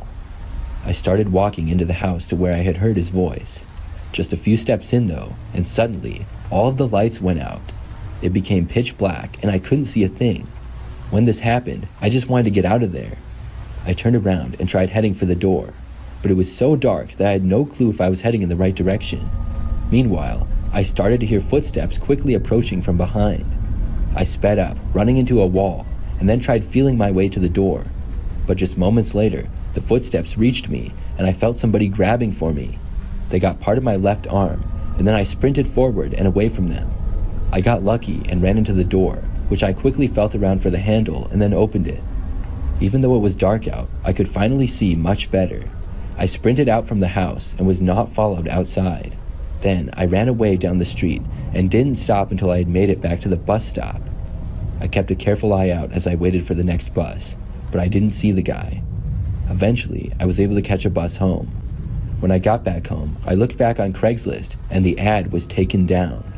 Then I called the police non-emergency line and reported the incident. Looking back at that experience, I know that I should not have entered the house. I also probably should not have met the guy at his house either. I did end up finding a car not too long after, which I did buy through Craigslist.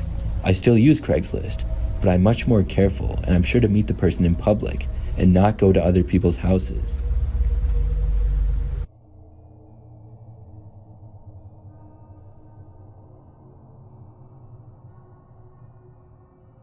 I am a female. A couple of years ago, when I was in high school, I was looking for a new car to buy on Craigslist. I was kinda picky in what I wanted, so I was constantly refreshing pages to see the new listings. One day when I was bored in school, I decided to look around the rest of Craigslist for fun. I saw the missed connections section and wanted to see the crazy things people were posting there. The third result said, "Blonde girl, can we meet already?" I clicked it and expected to get a laugh, but instead I got completely freaked out. The ad was describing a girl that this person had been seemingly stalking, but the person they described sounded just like me. They talked about seeing them walk down certain streets that I walked down and certain stores that I had been to at the same days. I screenshotted the post and showed it to a couple of my friends. They all agreed with me that it seemed pretty disturbing and it seemed like me that they were describing. I thought maybe it was a prank, but when I asked all my friends, they all said no. Over the next few days, I started feeling uncomfortable everywhere I went. I was paying close attention to my surroundings.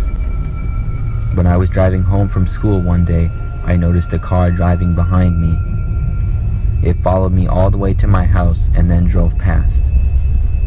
I don't know if it was a coincidence or not, but it got me pretty creeped out.